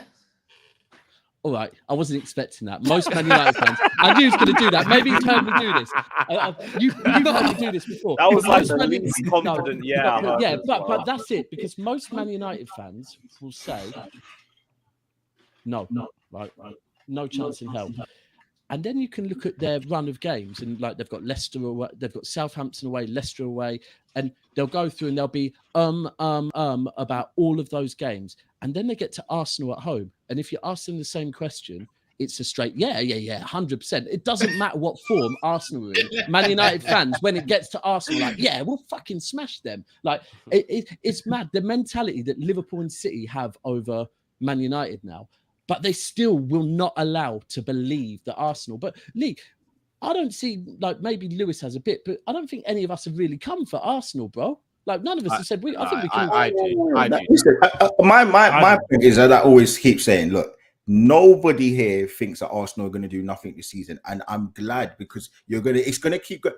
And again, obviously, I made a little reference to Leicester last season. Obviously, we're not going to win the league, but I do feel like it's going to be a little bit up to a certain point where Arsenal are going to keep winning games, or going to maybe lose a game, 2 games, and then they'll go on another win or streak. Well, maybe, you think the Invincibles. But you know what, though, Lee? You said then it'll get to a point where Arsenal are so far into the season, and we're in a point where we're going to get top 4. And kind of like last season. But look, by the way, Lee, I think you should be winning the Europa League. By the way, you're probably the best team in the Europa League, so I actually think you should be winning that tournament. Yeah, no, because what I was gonna say is I kind of understand what he's saying, because he's saying, oh, we're not giving Arsenal mad props, but that's because we've seen the story so many times. So I guess it's up to you guys to kind of prove us wrong. But if I'm being honest, though, Lee, yeah, and I'll say this, yeah. If you're saying, oh, no one's expecting us to do nothing, what are you expecting Arsenal to do? Like, for you, like, what? All right, in your opinion, what would be a good season for Arsenal? In your opinion, and it's not me trying to say up anything. Just a genuine question. Like, what do you think the club should be achieving this season? For me, I feel the club's objective is top 4 and Europa League. But but my opinion, I feel like we need to be going for 3rd and the Europa League. I don't want it to be either or. For me, we've spent close to 400 million so far. We're predicted to spend it more as well. So we're possibly going to get another winger and maybe a centre mid in, depending, or we may get either or. So we may spend close to 450 million. You can't then say to me that we're not projected. We're, again, as you said, we're probably the best team in Europa League right now. And the thing that's different is, compared to when Man United finished second a few seasons back, we're actually playing good football. And that's a way that you then start to get better. We're not fluking games. Even the Crystal Palace game, but that's a hard game to play. It's the first game of the season. And we did play well, and we did do things that we negated that loss. And no matter what anyone wants to say, we played well. We played against Leicester and we absolutely dominated them from minute 1 to minute. We could have scored 6-7 goals in that game easily. And look, for me, I'm just saying we're playing very, very well, and we look to be better. We've got players coming back in. Tomiyasu, Tierney, Saliba looks amazing at this moment in time. Hold on. But this is a thing. If Tierney comes back in, what are you dropping Zinchenko? But no. Do you know what's the night? It's about options. It's about balance. But we never had that before. What we were relying on is Kolasinac. Before, what we were relying on was Mustafi. Now we don't have to rely on people like Holding. Now we don't have to rely on people. Do you know what I mean? So now we have a much better team. And again, the thing that I like about our team, when we haven't got any star players, you look at the Jesus quotes. He doesn't want to be the main man. He's a team player. Whereas at Man United, they're good on paper. Adebayor said that at the beginning. Well, it's very unbalanced. But look at the team. Everybody's happy. Everybody's in a good way, and everyone's pulling in the right direction. We've got another youngster called Brooke Norton-Crofty coming in. Absolute tank, amazing. We've got players coming through, man. And as I said, we're not finishing the transfer window. I'm not believing you saying it though, Lee. Come on, I'm falling for that with Arsenal. Lee, are you gonna give Guardiola any credit if Arteta actually does achieve anything? Because those favours he pulled in from Guardiola are actually the only reason. I said that on a stream a couple of days ago, or weeks ago. I said, Pep took pity on his boy, and it's going to help you out. It's weird that we let 2 players go and they went for relatively cheap prices. And you look today, right? We bought Jesus for 45 million, and I spoke about Nketiah getting a new contract, and his contract's worth, I think, maybe near enough 27 million over 5 years. Look at the price of Morgan Gibbs-White. He went for 44.5. Yeah, that's a man. So not only have we got a close to, not a world-class player, but a very, very good player, and he looks to be maybe taking that next jump in Jesus. And we've also given Nketiah that move to Real Madrid, isn't it? A backup player. You know what it could do? I don't know, but at the same time, currently he's our player, and we're gonna ask for a lot of money. So look, I'm happy. If you look, any of you come to the Emirates right now, I'm telling you now, you ain't leaving with 3 points. I'll bet my bottom dollar on it. Woo! Hold on, define. Could Hold on, did he just say any of you come to the Emirates? Bro, do you want to know what's so mad? Did he say any of you come to the Emirates? Any of you man come right now. How long? For how long? When you said right now, what do you mean by right now? Give us. That's what I was gonna say. What do you define that, please? Any of you rearrange? Arsenal beat Tottenham at some point. Right, so this Saturday, when none of us are coming to the Emirates. Any of you come to, I'll bring up my boys from London. So basically, what Lee said is, I'm in Brixton right now. If you can get him in 10 minutes, man, we'll punch you up, bro. I live in Manchester. I live in Manchester. Yeah, my man. Giving you that 10-minute window. Listen, 10-minute window, I'm bro. telling you, man. When you look come to the Emirates, you look. I feel that there's going to be a good game. Okay, good game. There was a good game last season. You had a great half. Yeah, we had a great time there. No, we're gonna put two of them. We're gonna put a whole game together soon, man. Hopefully, man. Lee, Jota gives you, man, PTSD in your own stadium, bro. Just keep calm, bro. Man. You know Chelsea and City are both away wins at the right end. now, bro. You man brought out the speakers, bro. That's how how can you break out speakers? Yeah, listen, bro. Listen, he tried a little. They don't even play the theme during the game, man. I don't even get what the point was. He tried a little something different and it didn't come off. Look, he's a new up and coming manager. Nah, we're not hearing that anymore, bro. We're not hearing that again. I'm gonna say again. None of you rate Arteta, but look, he's no one gives Scott Parker this. I've just rated Arteta on this damn show, Lee. Yeah, no, but okay. The majority of you don't rate Arteta, but I don't rate. He's doing better. He's doing a lot better. And my thing is, what I've seen is Arteta isn't the guy to work with players that isn't at a good level. He needs to work with players that are at a better level, and he shows what he can do with that. That's my only thing. But that doesn't make him a good manager, though, does it? Beat Palace. No, I said he's getting better. That's what I said. He's getting better. But to be fair, again, without going too deep into it, like if you give any manager better players, their team's gonna play better, right? I mean, if not really, because I think Ten Hag's going to show his arse. But yeah, we'll see. And Tuchel's another one. So. No, but hold on. Players in 2 years. I want to talk about Arteta with 400 million spent. That's not yet. Not yet. Not 400 million. Has Ten Hag been given 300? Yeah, but it's not. But to be fair, but when you think about it, on Arsenal's defense, that's over 3 seasons, bro. You man was about to spend circa over 300 million in one window. That's a lot of money. 100 million that was for a player didn't even ask for. Yeah, but that's not your problem. It's still facts. It's there, bro. Like you can't get to Arsenal about that when you're in your club. You can't blame Tuchel for that one either. Oh, these three in the middle are so cute. I swear down. But yeah, look, I'm feeling let's go to the next we're gonna get popped. Who left? Who went? Oh shit! Hold on, what happened? Matt was bored. Who said something about Naby Keita? He's going to get pizzas, I think. No, he's probably going to get some Naby Keita napkins or something like that. We're going to talk about Liverpool and United now. No. We're going to move on to Leeds, Chelsea. No, because it's going to be embarrassing, bro, for them. Lewis, my Chelsea. Don't ever disrespect me. Sorry, Lewis. Did I say Lee? How about Leeds, Chelsea? Oh, sorry. No, but at this point, we don't know. Is he Liverpool Lee, Chelsea Lee? Yeah, I'm sure at some point he'll be City Lee. I just took a leaf out of your book because you started betting on your team last season. Do you remember that? You started betting against your team. That's got nothing to do with it. That's called a smart business investment. That's listen. Okay, all right. Listen, we can all bring out little favors and stuff like that. And as I said, last season, certain man were betting on their own team to lose games. I've never done research. I'll be 100. I did that to make myself smile when my team. If I was so worried, me and the guy at Liverpool. I'm so disappointed. That's haram, man. Bro, because bro, then if we lost, that's haram, bro. At least we lost. Well, that's fine. I'm not nappy, bro. I'm disappointed. No. I'll back you up on this. All right, explain to me how much money you spent. Now, how much money have you spent on an Arsenal win? Against my team, bro. I can't how much money have you ever spent on a Liverpool win? Do you know how much money I've spent on Liverpool wins? So I'm out here doing the most. So please, let's not. I'll be 100. So it's me and a guy I work with. He was a Liverpool fan. He started it. I was like, "What are you doing?" He was like, "I'm betting that City win and Liverpool lose. Yeah, so that if it happens, at least I've got something to smile about. Yeah." And we're both doing it. End of the season, I lost more than him, unfortunately, but we won the league. So I was a happy one. I was like, it's cool. I've lost that money, but we won the league because I just couldn't face him. It got that bad. I wouldn't do it now, but this is why I don't do fantasy Premier League, because I don't want Salah to score in them, man. How you man do it? Or criminal, bro? Whoa, hold on. You don't know, Cass, stop. You crazy. You think that I was placing... He ain't going to score anyway. No, I didn't say you. No, not you.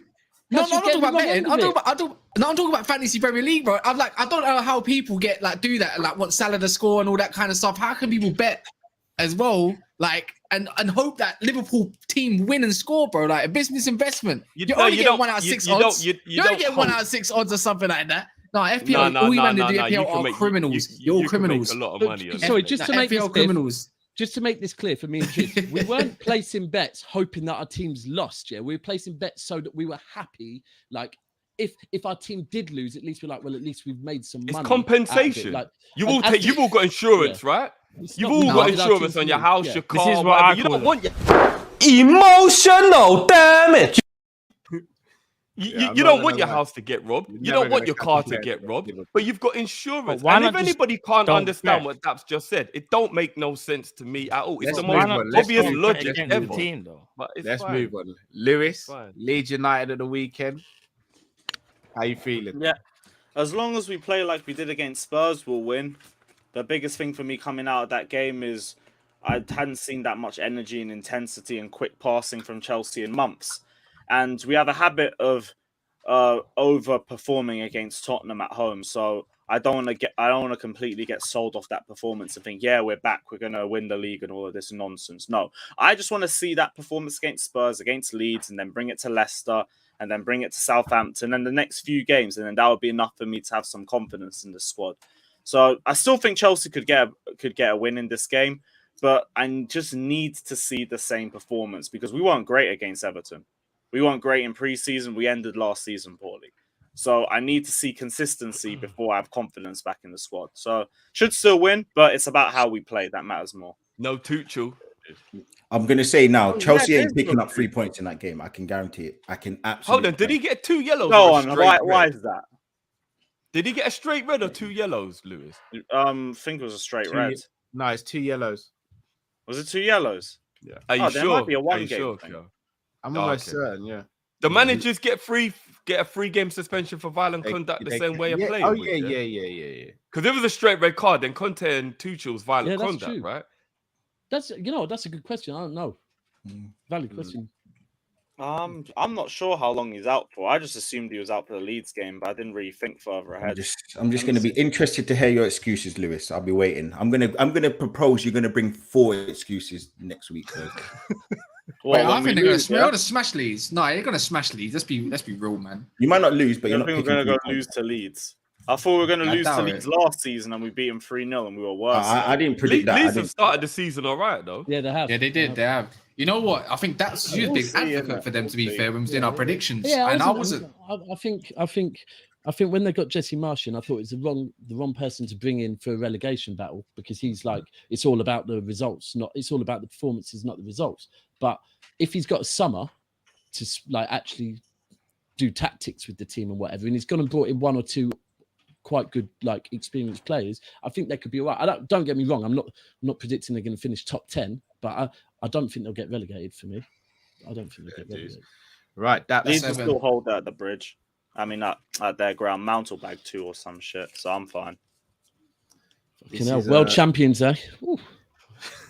This is a fixture. Yeah, I ain't got the confidence just yet, but we'll see. We'll see. For yourself, that this is a fixture on paper. At the moment, you guys are going to be favourites for. In a few years' time, it could be potentially the biggest game in the Premier League in terms of talent-wise. But you've got Newcastle United. How are you feeling about this game? You know what? Usually Newcastle is a pretty easy game for us. Sometimes we were hoping they did something last season, bro. They've rolled over for us a few times. Oh, we know. Steve Bruce, at times under Steve Bruce, they literally just rolled over, like to the point where. But I think this is a big game for them as well because this is kind of like a let's see where we are. I'm a big advocate of Newcastle. Cass knows. I've said that they're my kind of dark horse for if anyone can push United out of the top 6. You look at the back end of last season, they third best team. fourth best team from January to Third. Was it third? Was it Third. It was third. Third best. Yeah. Third Best. And that was without Trippier. They've gone and got in Botman. They've gone and get in Pope, who started well. Bruno's looking better. Callum Wilson's back. So it will be, and I think Eddie Howe will know not to do what Bournemouth. He'll play Banks. I think he will have watched the Bournemouth game. He will have watched the West Ham game and thought, right, you do not play. You don't sit back against City. You sit back against City, or you know what? You can sit back against City, but if you're going to sit back against City, when you counter, you have to counter very fucking quickly. Like they need to make the most of Callum Wilson. Maybe leave Woods up top, but it's not going to be like it has been the last couple of seasons. I'm an advocate of them, like I said, but I'm doing predictions now, by the way. I'm doing predictions now. I've got over it. I've predicted the first two games. 3-2 City for me.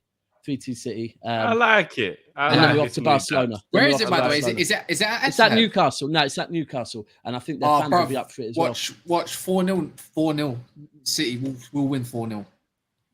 I don't think so. It's it's always a high scoring game for City and Newcastle. It's just I don't think anything changes. One goal goes in, it's done. It's done. You told me that you beat Brentford home and away last year, Cass. I did, but yeah, things change. I know, but Newcastle. I'm sorry, yeah. But if Newcastle are going to be doing something in the top 6 or take it away from anyone at this current rate. Well, it's going to be you, though, by the looks of things. I'm not having Almiron to be the guy that leads them into the top 6. Oh, well, that's another talking point. And Grealish and Almiron. Do they both play? And I don't care what no one says. No disrespect, but see Almiron. That brother's an actor. Well, if he turns up and Grealish doesn't, it's peak for Grealish. It's peak for Grealish. Oh man, yeah. I think we're going to play. I think we will play very strong. We've got Barcelona on Wednesday, so oh yeah, that's a friendly though, isn't it? Yeah, so we're going to be. That's what I'm saying. Time friendly. Barcelona here telling UEFA to investigate us. They're here trying to take Bernardo Silva off us, and here we are saying we'll play you in a friendly midway through the season. You might come back after a swap, bro. You get De Jong, and they get Bruno. Do you know what? I'm going there to make sure Bernardo Silva's. I'm going. Bernardo Silva's coming back with me. I'm bringing him back. I'm going to find him. I'm not even going to say enough about Barcelona because the way they're moving, they might buy out Kop-Ish and just let us rock, bro. So I'm not even just for banter. They might do it. Rename us the Spotify channel, but no music. with no copyrights to any music. Yeah. Just we gotta sing songs every week that they pick. Right. But talking on Newcastle, have you seen they're in for? This is one for Carefree actually. They're in for Gallagher. That could be a good move. Well, I mean, I think it would be a very good move. They clearly want a 10 then, isn't it? Yeah, I think that'd be a good move for them. Yeah, I think so. I think that's a very good one. Facts. He's definitely going to waste his time on the bench at Chelsea, that's for sure. Yeah. Apparently, Casemiro is going to be having his medical tomorrow. Wow. Confirmed that one's sped up still. I can't even lie. I'm not going to lie. It's a brilliant move for Man United. I 100% I'm fully in disappointment of Casemiro's what he's thinking. Like I have no respect for Casemiro anymore, but it's a good move. Man United smacked. Just like that. No, it's real, bro. Like Man United smacked it. On your end, it's very good. On his end, I got no respect for him. I don't know what. 70 million euros. My word. Is that how much they bid for him? I don't know. No, it could be up to. They said up to 70 million euros or something like that. I don't know. That's the thing is we don't know the actual. I don't know the actual fucking figures. Like, sorry for swearing, but that's what I was about to say. If we're spending more than 50 million, on this guy, I'll actually be annoyed. 70 mil is a fleece. I can't lie. Like, so basically, they're trying to pay out like 59 million, 58 million pounds for this Don, bro. I'm thinking, bro, 50 million, surely, but wow, hold on a minute. The thing is, 71 million euros. Is that what we're saying? That's 60 million then. 60 million about. I'm not gonna lie. Is I he know 30 now, Casemiro's Casemiro? a G, but he's 31 this season. I'm not gonna lie. That much money for a 31 is mad. But you know what it is though? Man United Man United have no room to negotiate. They know they need a 6. We're gonna take you for as much money. It's like pretty much the Fofana thing. They've done the maths. But you said that about they've done the Maguire, maths. though, Cass. But they will have done the maths. They will have done the maths. They will make that money back. But that doesn't mean easy. it's right. But the same thing with Chelsea with Fofana, 85 million. Like that's a lot of money as well, bro. Like, but they know they need a centre back, so they're gonna make sure they pay every penny. Hold on. So Basically. City fan laughing is better than Rodri. I'm not saying anything about. I'm not comparing him to Rodri. I'm laughing at the fact he's 70 million.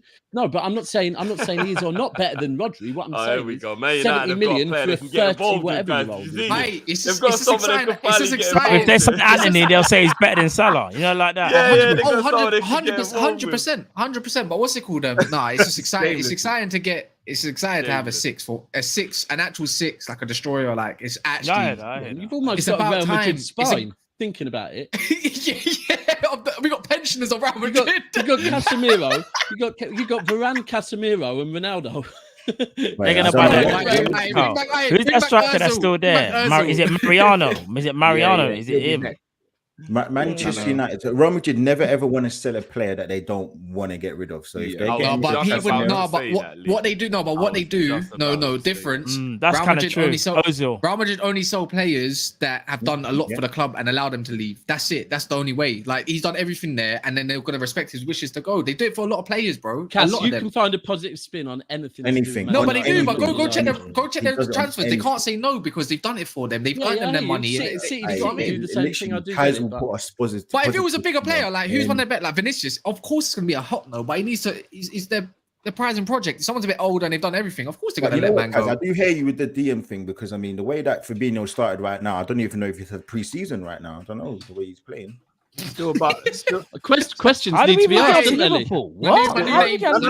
My new name is coming up, bro. Casemiro, you get me? That's what's coming up. Fabinho in his worst form walks into Arsenal and probably is their captain as well. I don't agree. That's nonsense. Who's your captain? Odegaard. Oddly. What? No, Odegaard. Isn't no. He's not the best player. He's not that guy. No. When are we going to talk about Odegaard being Arsenal captain as well? That went under the radar. There's no point, bro. He's got no presence. Yeah, it take too long to understand. I mean, yeah. Look, some people captain that can pass the ball, and some people that captains that don't. So you know, if I came on here and I went, "Are you guys?" I got to ask you a lot of questions. Hold on, Lee. Who knows what I said? You'll never figure it out. As well. Of course he does. He knows it. No, man. He does walk in there to kind of just. He does. He walks on to bring the water on and come off. That's all. He cameo dances in there, bro. Come on. We're not going to do that. That's what he wants in that midfield. Yeah, I don't know about that one, but Man said Odegaard. Before we wrap the show up, guys, make sure you smash the like buttons in the comment section. Right, literally one-word answers from Lewis, Lee, Cass, and. In fact, no, not Cass. I've got a new name. I told you what my new name is. It's Casemiro now. Oh my days, the gas. It's like they did this with Falcao and Di Maria. I know. It's like the protests are off now. The protests are off. Yeah, Glazer's in. It's not happening. Right, so Lewis, one-word answer, or maybe two, depending on the team you pick. Liverpool versus Man United. Who wins, bro? Liverpool. I know Liverpool aren't in the best one, but United are looking absolutely terrible right now. I don't think Liverpool are going to drop points. I get the concern, but I'd be very, very surprised if that happens. Then a lot of questions need to be asked. But the magnitude of the game doesn't seem to faze the players. You guys seem to take the game a lot easier as well. The last game, I don't think you even got out of second gear, really. Yeah, just Liverpool, I think, easily win this game. Cool. Gooner Lee. You know what? I'm going back and forth, and I feel like Liverpool really should win this game, but there's something right now about Jurgen Klopp, and I feel like he's trying to do his best Arsene Wenger right now. I really do. I don't know what it is, but he's doing some madness, and I feel like he's going to be the reason why you lose the game.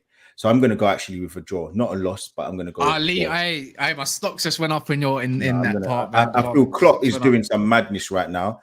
He's blaming witches, he's blaming the pitches, and I don't know. I didn't even mean that to rhyme, but you know, yeah, I'm going to go with a draw. Cool, Daps. I was really hoping I was going to get to use my wooden spoon, but I'm not. You haven't allowed me to really talk on it. You know what? I'm not going to lie. I want a United win, right? Same. So do I actually. I do, but if I'm being real, like if both of you need the bounce back, there's not a fucking chance in hell Man United are getting a bounce back. I'm sorry, yeah. It's gonna be Liverpool. This is where Liverpool's form picks up. It's that season. It's like the perfect game for it. Go to Old Trafford. Okay, now our season starts. It's for me, yeah, I can see it being an easy win for Liverpool. I can see it being a 3-0 Liverpool. The reverse psychology is spectacular. I love Do it. you know what? No. I'm very clear. I want a United win, but I don't think it will happen. Obviously, once Kaz asked, I want to know what you man at the top think. Like, if you don't, not even that. If you don't win, got a preview coming out. You're gonna have to. Not about the score. I just want to know, like, if you don't win, how, like, where are you at? If they don't win next Friday, it's gonna. If I'm on next Friday, Thursday, so that's gonna be juicy. I just want to know, like, where it's you gonna be at. Klopp out. You'll see the narrative. But no, that's what's gonna happen this season. Not what your fan base. I want you, man, because you, man, are the ones that are the generals here. I just want to know, like, I'll just say it straight. If we lose, I'll be devastated, and I'll be asking some serious questions about why. Even a draw, though. Yes, same. Yeah. If we draw the game, I like that energy. We have to have a conversation. No, I'm being honest. No, not Klopp out, but we have to have a conversation. What's happening? Like, because you can't start the season and not get one win. Klopp would have to do a real madness for me to come on 100%, bro. Rightly so. Klopp out, like, you'll have to do a man like Norbit, yeah, gonna Norbit out and that. Sounds mad fruity. I'm not gonna lie. Norbit is his middle name. I know, but getting your Norbit out doesn't seem right. Well, you might have to for United. Yeah, boy, we're gonna see where. I don't know, but I feel like Monday is gonna be a 4 or 5 hour therapy. No, we should be calm though, even though it's not gonna be an easy game. Yeah, listen, man's not thinking about dropping points in that game at all. Like, we just can't, innit? You do the same thing for Fulham, though, Matt. What's that? Sorry, I said, listen, that's a different game. That's do you know what I mean? No, I'm just saying it's a different thing. It's the first game of the season. That's it. Old Trafford's pitch gonna be nice and dry. Don't you worry. I'm sure it will be. No witches, though. No witches. That's calm, bro. Wait, we can ask the very same questions about what happens if Arsenal don't get past Bournemouth, but we'll talk about I promise, I can guarantee you there's more promise? confidence of me beating us beating Bournemouth than you beating Man United. No, I'm talking about what happens to all the optimism if you don't beat Bournemouth. That's what I'm talking about. Because we'll start hearing Arteta out if Bournemouth beat Arsenal. No. What That's such an awesome narrative. Bournemouth beat Arsenal. That's it. Even if we don't beat Bournemouth, we're still above you. That's well played. Is that all you have? That's it. For the league after 2 games trophy. Well played. Lee, you are going to make me turn on Zinchenko and Jesus. I swear. We're still above you. Man said 2 games in, you know, we're still above you, you know. We're still above you. You have to be like this. The bar is so low for them. We're above Liverpool, so we're having an amazing season. The man released one documentary and just got hype. Bare hype. No, because let's face it though. Is season 2 being filmed now, Lee? Season 2 being filmed now. You should know. You got listen. I said from last season I wasn't high on Liverpool, and it looks right now that everything I've said so far, minus the Tottenham thing, it seems to be coming to fruition right at the start of the season. So no one can come at me because everything I'm saying is looking good. I said Man United will finish 8th, 9th. I said Liverpool are going to be a lot closer. I did say this. How many times I said all of this stuff, and I said the stuff about Arsenal. So, well, to be fair, actually, I also said Chelsea are going to be quite poor, and they look to be half decent. So yeah. Let's be realistic though. Yeah, just for the guys in the comments, if it was, you all say 3 games in, but if it was roles reversed with Man City being in your position and Liverpool at the top of the league with how many points or goal difference, it'll be a different conversation. Let's face it. And by the way, Man City are different. They're different. Simon, just before you end the show, Simon Stone has said that the deal is 60 million euros with 10 million in add-ons. Why have you got me on your phone, bro? That's I don't understand what's going on here, bro. It's a bit crazy, isn't it? Yeah, them Arsenal man there. I just want to know where was that Achillea video, man? I don't know why you didn't play it today. What's that? I was saving that, bro. Come on, that's your legend, bro.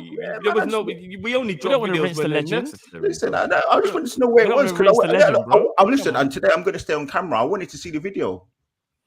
Oh, you did. All right, you'll get the video when you get it.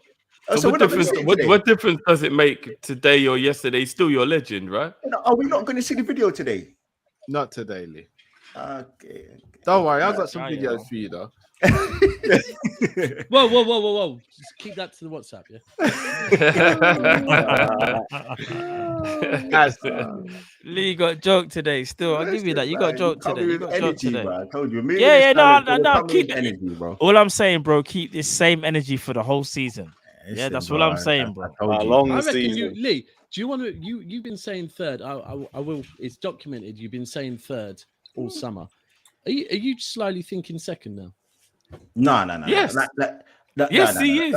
With seriousness, because you know we like to joke as well. Like with seriousness, I've always said I really just all I'm saying is I feel like Liverpool are going to be a lot closer to third and fourth than to first. That is what I've said, and I've still. What about you? What about you?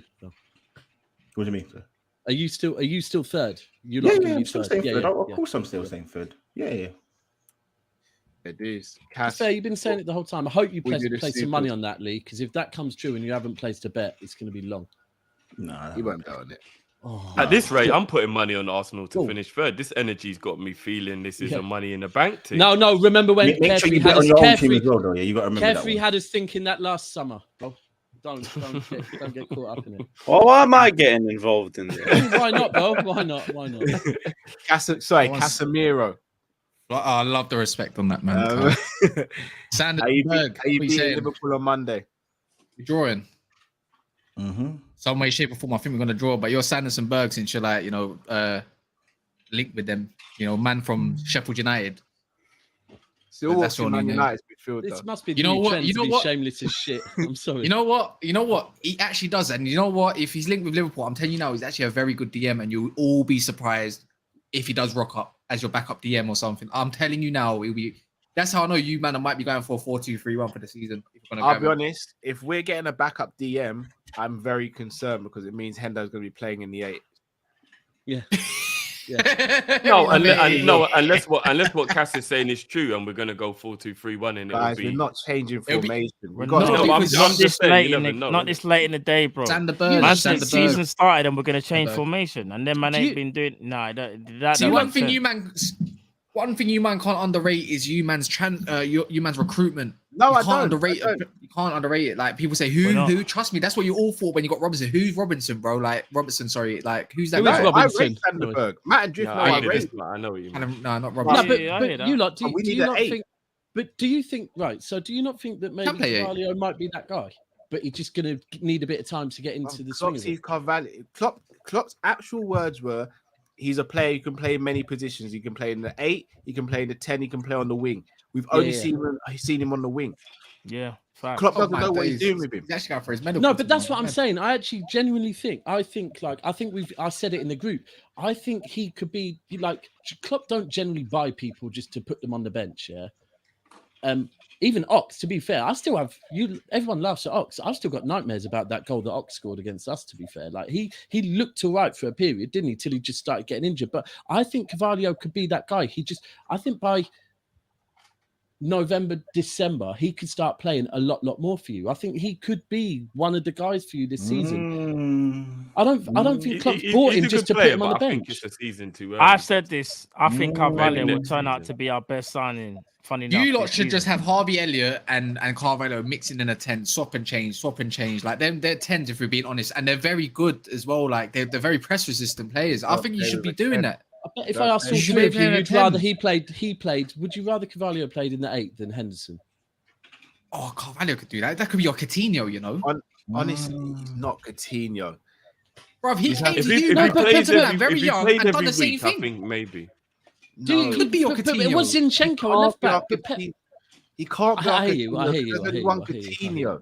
Coutinho was different back then. He made them, bro. Coutinho's funded their whole transfer window for 5 years, bro. I'm telling you now, Carvalho is going to be an elite, world-class talent in the like. He's going to be that player. Like, why don't you just play Naby? So sick.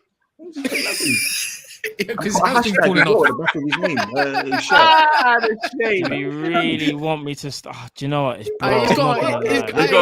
We got to read the supers. Don't get through it. I'm not gonna get drawn into such foolishness. He got chopped down by Pogba, but he played his team as a player that cost nearly 80 million and sitting on bench. When I talk about Naby Keita, like drop me out. He's going on loan apparently. Drop me out, bro. Who's that? Who's that?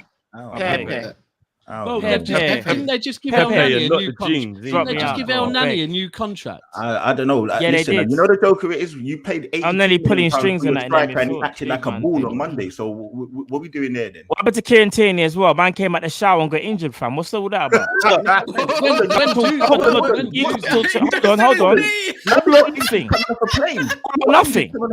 No, go check your own documentary, bro. All or nothing. Or should we call it nothing at all? Should we remix it? Should we call it nothing at all? All right then. Did he not get injured coming off a plane? Come on, bro. Your man came out the shower, fam. Did Thiago not get injured? Allow it, bro. He didn't even have to play. Allow it, bro.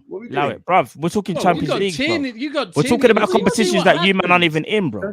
Not like that. Did he get injured coming off a plane? Yes. Come on, man. Come on. Matt, self-awareness is very key, Lee. We have to remember this, right? Matt, did he not get injured coming off a plane? I just don't know. I feel sorry for his game. No, Matt, if he has a little boy, I feel sorry more than a player. That's peak. No, bro, Jeans are worth more than a player. Let me get through the supers. Let me get through the supers. Can't answer the question. Math says, "Tell me one memorable Naby moment." I'll wait.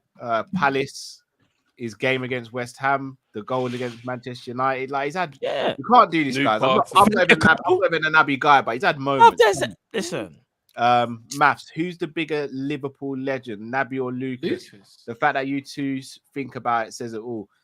Lucas is a bigger legend than Naby. Lucas is a bigger legend. I don't even think Lucas is actually a good player, bro. Yeah, Lucas Leiva. Lucas Leiva is a bit of a cold hero at Liverpool. Man, it's coincidence. As soon as that stupid that came up, your Mac's Wi-Fi went funny, boy. I don't know. What's that? I didn't even hear you, bro. I don't know nothing. I was just talking. I didn't even hear what you said. No, sis, I didn't even hear what you said, bro. No, I'm saying as soon as he asked what jeans you wear, Matt. Yeah, listen. I'll wear them still. I tell you what, though, we got to keep it moving with the Pepe thing because that slander's dead now, bro. I tell you that. Man. Why is it dead? How much did it cost, Lee? You should remind us. I the budget, right? I keep asking. That's like that don't make no sense. How can we forget, bro? It's part of the budget, right? Part of that 400 million that you was talking about earlier in the show, bro. Did Naby get injured coming off a plane? Is that correct? No, I need you to answer me this. Was Pepe part of that 400 million spree that you was talking about? Yes, he was. Did Naby get injured chunk of that? Man, what's a big chunk what actually happened was that Naby was looking out the window and one of those Pepe volleys smashed it and went in his face and he got injured. You sure he didn't get booed at the leg? Like he's got that glass. Was he 70 million like 5 years ago? 72 mil, bro. 5 years ago, was it? Like 20 million more than Naby Keita, you know? Imagine that. And 3 less than Kepa. Imagine that. Imagine that. Hi, Lewis. Back at you again. No reason. Matt says the year before Naby, he was average, having fights with teammates, but we already paid for him. He's never done it for us, had less impact than Adrian. Oh, come on, Maths. No, Maths has got the energy for Naby. Man said average. He was our second best centre. He was probably, in fact, I wouldn't even go into that. This is what I'm saying. Like the super chats. Subscribe to Never Fail. This channel, this show is going to be immense when Liverpool end up being Arsenal, man. Honestly. Oh, it will be. This is going to be clipped. Bejan Barnes. Hold on, no, I don't want them to beat Arsenal. I do. I kind of slyly do now, as well, because of Lee. This is mad. Lewis, Daps, Kopish, Krug, Cass, Lee, you hitting some serious stuff, learning always. Yeah, just a gym, bro. That's all I hit, bro. Math says Lovren Dortmund semi-final goal. Yeah, I can't just call out man's name in semi. Genie Wijnaldum, Barcelona semi-final. That's a memorable moment, not a game against Palace, bro. All right, so Man United then, bro. He started the game like he started. You just remember, agendas are strong. You can't when people say certain things, it don't matter what you say, you know. Agendas will agenda. So after 38 Premier League games per year and the extra games, you can only give me one per season. Them ones there. Not like that. No. I'm not, bro. I'm not gonna sit here and say I'm a Naby guy. I'm not. Like everyone kind of knows. No, but you know, so mad though. Man will say that his availability is poor, which it has been over his career, like Liverpool career. But what's so mad is he played I think it was 40 games last year. But man will tell you hardly played. Like the narratives are a bit mad. Yeah, he missed 8 games last year only. What's the minutes though? Do you know what I mean?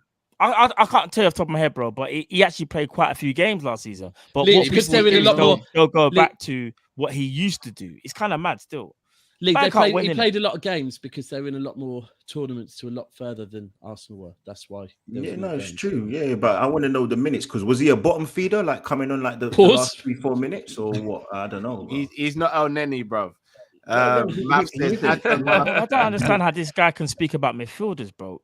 I Listen, don't understand. I told you can't shoot the messenger. We're talking about Liverpool. We're talking about Keita. It doesn't matter. But didn't about Xhaka Arsenal. give you the message when he told you, man, to F off? He Does do you anyone know what want he any did? pizza? And I've taken that on board. But now I'm asking you. Now you're supporting, man. All right, cool. Did your Naby, did he get injured come off the plane? You still haven't answered it. Simple question, plane. Ellie. Just simple question. Does Naby Keita start for Arsenal? No, he does not. I can promise you. Who now he keeps doesn't. him out of the team? There's No, the you three got to players answer that are in his the team question. right now. I Who told are you. the three stars in the midfield? In Who? our formation currently right now, Who? Xhaka keeps him out. Lee don't even believe that. You know what? Again, this Xhaka. is what people keep Granit. doing. They keep going off Granit. just names. What does Naby bring to the that's team? No. That's Lee, mad. Lee, That's no, mad. we've had a serious conversation. That's Granit mad, bro. starts over Naby. Nah, he doesn't. That's mad, bro. I'm being so serious, bro. You're going off names. You're going That's off mad, just bro. what hearsay. Are you related to Ty, bro? Are you related to Ty? No, You I'm not honestly related. think Granit And you starts know what? No, You know what the brother. thing is? You're You moving lot make me mad. defend And I love someone Ty, who- but you're... No, but the thing is, you not make me defend somebody who I don't actually necessarily like. But at the same time, I'm not going to sit here and say that he's totally wasted. But with Naby, you lot just go off. What do you go No, off? There's nothing. to let go me off. see if you're There's let me no- see if you're there's actually no- being there's real. no Let me see. heritage, there's no, Let me see if you're like, being real. consistency, All there's right. no All jokes quality on aside. a consistent basis. Xhaka's only consistency is inconsistency, bro. And the fact No. that he Drift, gets let me told see if he's about being 10 real. red Lee, cards. Lee. Quick question. Who's better, El Neni or Naby Keita? Just quick question, genuinely. Who's better, Naby Keita? Naby, of course he is. Yeah. And you. All right. But they Who's do better? different things. They do different things. That's unfair. But the fact that you're saying it, okay. But that's unfair. I'd rather Keita in a 6 than El Neni for me personally. But they do different Oh, things. no, I'd rather Keita in the 8 or the 6. El It's like Neni's dog hold on, shit. it's like Sorry, El the Neni's Cristiano come on, Thiago thing. man. You can't compare them because they do different roles. So like, Well, El gonna Neni should not be in any conversation. I'm sorry. He's Yeah, and dog shit, I'm not literally. Man's comparing. gonna try to say they do different roles, but I'm saying 8 or the 6. It's just like who's a better player. Yeah, Do you know what I mean? said Naby, though. If it I was said close Naby. on talent, that's when you kind of go, oh, they're Well, kind of you different. asked me- El Nani. You see the difference. Bro, this You is asked me a why I question. tested it. When you This asked is me a how I know question, you I gave you an answer though. I said to you Naby, but you can't tell me what Naby does. Like you talking about consistency. I with can't tell you Xhaka. what he does. Hold on, but you told me the Does he get inconsistency injured with getting off a plane? Is what he wants Hold to on. know. That's what he wants. You to know. told me the Just inconsistency. answer the with question, then we Xhaka, can move on. But you cannot tell me a string of games where Naby has played well. You A cannot. string of games. Seeing as you used to be a Liverpool fan, you should know about our NFT Listen, midfielder. Am I lying, Lee? You know as I about said that, to right? you- I'm sure you as I do. said to You even probably when started he- it, right? even when he's NFT. even if he's come on and played well, it's not Come on, been man. for a consistent amount of games. I told you, he Really? hasn't. Okay. He hasn't. Has Xhaka had a run of consistent games? Exactly that. So you're proving my point. That's You're going mad, off you know. things. Man, That's you're all you're Man's doing. comparing Naby Keita to No, Granit you're proving my Xhaka. point. That's Anyway. crazy, bro. Fair enough. I didn't Matt compare. says- No, I didn't. You asked me who's better. That's what you said. That's I crazy. didn't compare. I That's didn't crazy. compare. You asked That's me. Come crazy. on, you can't do that. I didn't. That's I didn't crazy, but I compare. can't even lie. For you, that's mad. What did you still. ask me, Matt? Come on, we can't. The stop first worrying. comparison was El Let's Neni. move, guys. Let's move. Okay. Let's Yeah, move. and I told you, Naby's better. I answered you. Did I not? Math says Adrian won us a Super Cup. Year we won the league. Adrian started like 10 games. What's Naby done? Please, I'm confused. Maths, look, I don't want to dump on Adrian. I hope not. Like, This is what I mean. You know when it's like Shit they on his did chest. this. No, listen, it's all love, yeah. But what It's coming man's from your saying own is fans kind as of well. that's Your the own kind of fans are crazy. saying this. It can't No, just but be that's me. like saying It's like just saying be players like that win saying- trophies. yeah, like I can't agree with you, Maths. Like, Yeah, the agendas, super innit? chats. Agendas. Bajan Barnes says, Lee, I'll be real. You Arsenal man should keep quiet until you start winning something. I can't wait to see the team start buckling like learners and you man let's going mental. let us try and prove it then. Innit? I keep saying it. Like we're gonna come past these things over and over again. So let's see. How about you let them prove it, Lee? Listen, no, I'm writing checks for the team that they need to cash. Simple. Hey, big up Parisian. Yeah, man. you yeah, need big to up cover that Parisian, Pepe cash still. I can't even lie. big League up panel, Parisian. big up each and every one of you. Question for Kaz. What's next for you guys? Storm Old Trafford or steal the corner flag again? I big up Parisian London, innit? Yeah, but bro, Big up. where's your Champions League at, my guy? With Oh, all your Parisian, money. do you know what? Just as the Raw. news dropped yesterday, hold tight Parisian and everyone go and subscribe to his channel. He's Yes. a wicked Yeah. guy, Yeah, and he's a mate, wicked go, human mate, being. go. But He's just a as the proper news good guy. dropped yesterday that Bernardo Silva was staying, he tagged me and Steve in something saying basically PSG is signing Bernardo Silva. And I'm like, oh, he's not. He's like, yep. But I hope it kind of worried me a tiny bit because he was saying about the Portuguese. I was like, no, bro, because he's apparently is confirmed Pep's that he's going to stay. It's looking very likely. And even more is because City said we want 85 million. And apparently the bid they're going to come with is 70 million euros, which doesn't really add up. However, there was something that worried me. He was basically saying that someone on the board at PSG now that's doing all their transfers is Portuguese and has a strong relationship with Bernardo Silva. Bernardo Silva was in Portugal Monday and Tuesday, so I'm slowly like, there could be some slow truth to this, you know. But Man if said, if you're right, I owe you. You owe me a drink if you're right. But, GSC said Adrian also cost us the 7-2 result versus Villa. Just Adrian, yeah. Oh my God. Seven goals. It's all Adrian, yeah. All right, cool. When you go back and watch the game, bro, he had a lot of. He was a bit of just not the defense at all, and then everything. Just Adrian scapegoat. We want to talk about scapegoats. Maybe it was Keita again. Adrian was a madness that day, bro. Like that. That's something I've like dislodged from my memory. But when it's triggered, it's rough, bro. It was a rough game to watch, and Adrian really did do a madness that day. Bajan Barnes says Xhaka is a walking red card with dead feet. Fair, and Naby's a Pringle. So what are we gonna do there? Glass kneecaps, everything, and what still plays more games and plays better than them, man. That don't make no sense, bro. You gotta make it make sense. I mean, look, when you only have to play 3 games a season, I would expect at least make it make sense, please, bro. Asian Barnes says, Lee, you're right in checks. Your team can't cash, bro. Let's be 100%. This isn't iRobot. You don't need to repeat what I've just said, bro. I literally just to be fair, Lee is writing checks. Hold tight, everyone in the super chats. Lee is Luis Campos, yes, he's Portuguese and worked with Bernardo at Monaco, indeed. Yeah. Ooh, that would be lovely. He ain't going nowhere. Boys, we are going to wrap up there. Guys, make sure you go and subscribe and follow Carefree Lewis, Gooner Lee, Never a Foul with Kaz and Daps as well. Also, make sure you support KG and Aaron and George as well. We will be back next Thursday. By that time, we'll know if Arsenal is still going to be top of the league or if it's going to be Man City. We'll know if Liverpool were able to get past Man United or Man United were able to do the unthinkable. And we'll know whether or not Tuchel is a cup merchant or he's back on this Premier League. Crucial now. Crucial. Tommy Crucial. Hashtag Naby Tings. Hashtag Naby Tings, man. Bro, you should be whining about your eye. Man's really Naby rattled Tings, about Naby.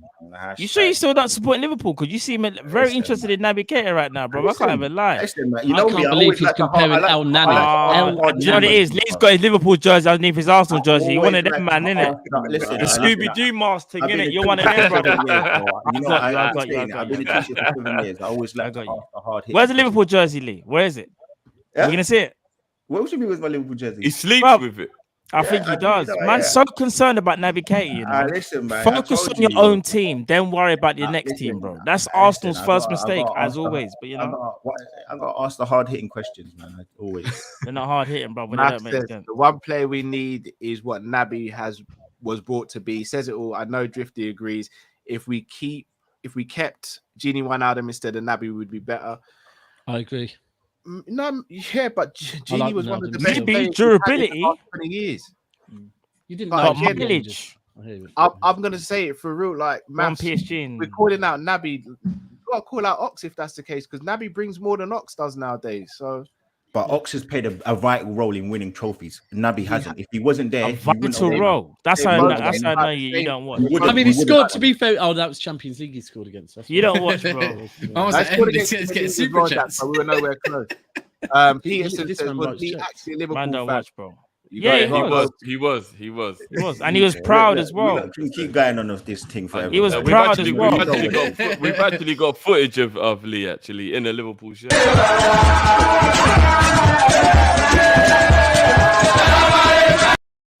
I'm so happy you can never use that one on me. Mr. Sinclair says Naby got more goals assists besides Fab playing at 2,098 minutes, involved in 40 games at Liverpool. He's been poor, but what he does, it says about what it says about the rest of the midfield. Partey and Xhaka 3 goals, Naby last season 4 goals. talk about Odegaard's numbers. Interesting. Yeah, let's do that again. Yeah, he's their primary playmaker. For innit? Odegaard. Odegaard. Yeah. Mark, The captain. we just call Carrying him the Mark. mantle. I just presumed he was a 6 when I saw the numbers. We've actually got some footage of Lee being advised heavily not to go back to being an Arsenal fan. Peter says, "Raw Lee, that's actually mad, man." Right. Anyone believe anything on the internet? Bro? You lot are actually People, crazy. We're gonna wrap up there. If you haven't already, people, smash the like button. Make sure you subscribe if you're new to the channel. Crazy, bro. This is going to be a very, very spicy season. Lee, we're going to see what happens with Arsenal. Told you, man. You man can't come to the Emirates right now, bro. Told you, man. Yeah, we can't because we haven't got that fixture yet. We arranged that, John. Come play, man. Innit? I told you, boy. Man, you'll have a good half again. I already told you, bro. Man, we'll link up again, man. Don't worry. I can't believe he's got Liverpool and Man United on the panel, and he's saying, "Don't come Emirates." You know, like warning. Well, man, you said Man United. Bro, you meant Man City, bro. You meant Man City, man. Oh, do you know what? Man United normally beat them up as well. To be no, fair. they don't. That's a lie. That's a lie. That's fake. Guys. We're gonna wrap up. This is what Lee does. Until we see you next week, stay safe, stay blessed. This is Kopish. This is the Prem Panel Show. See you later, people. Peace. Peace.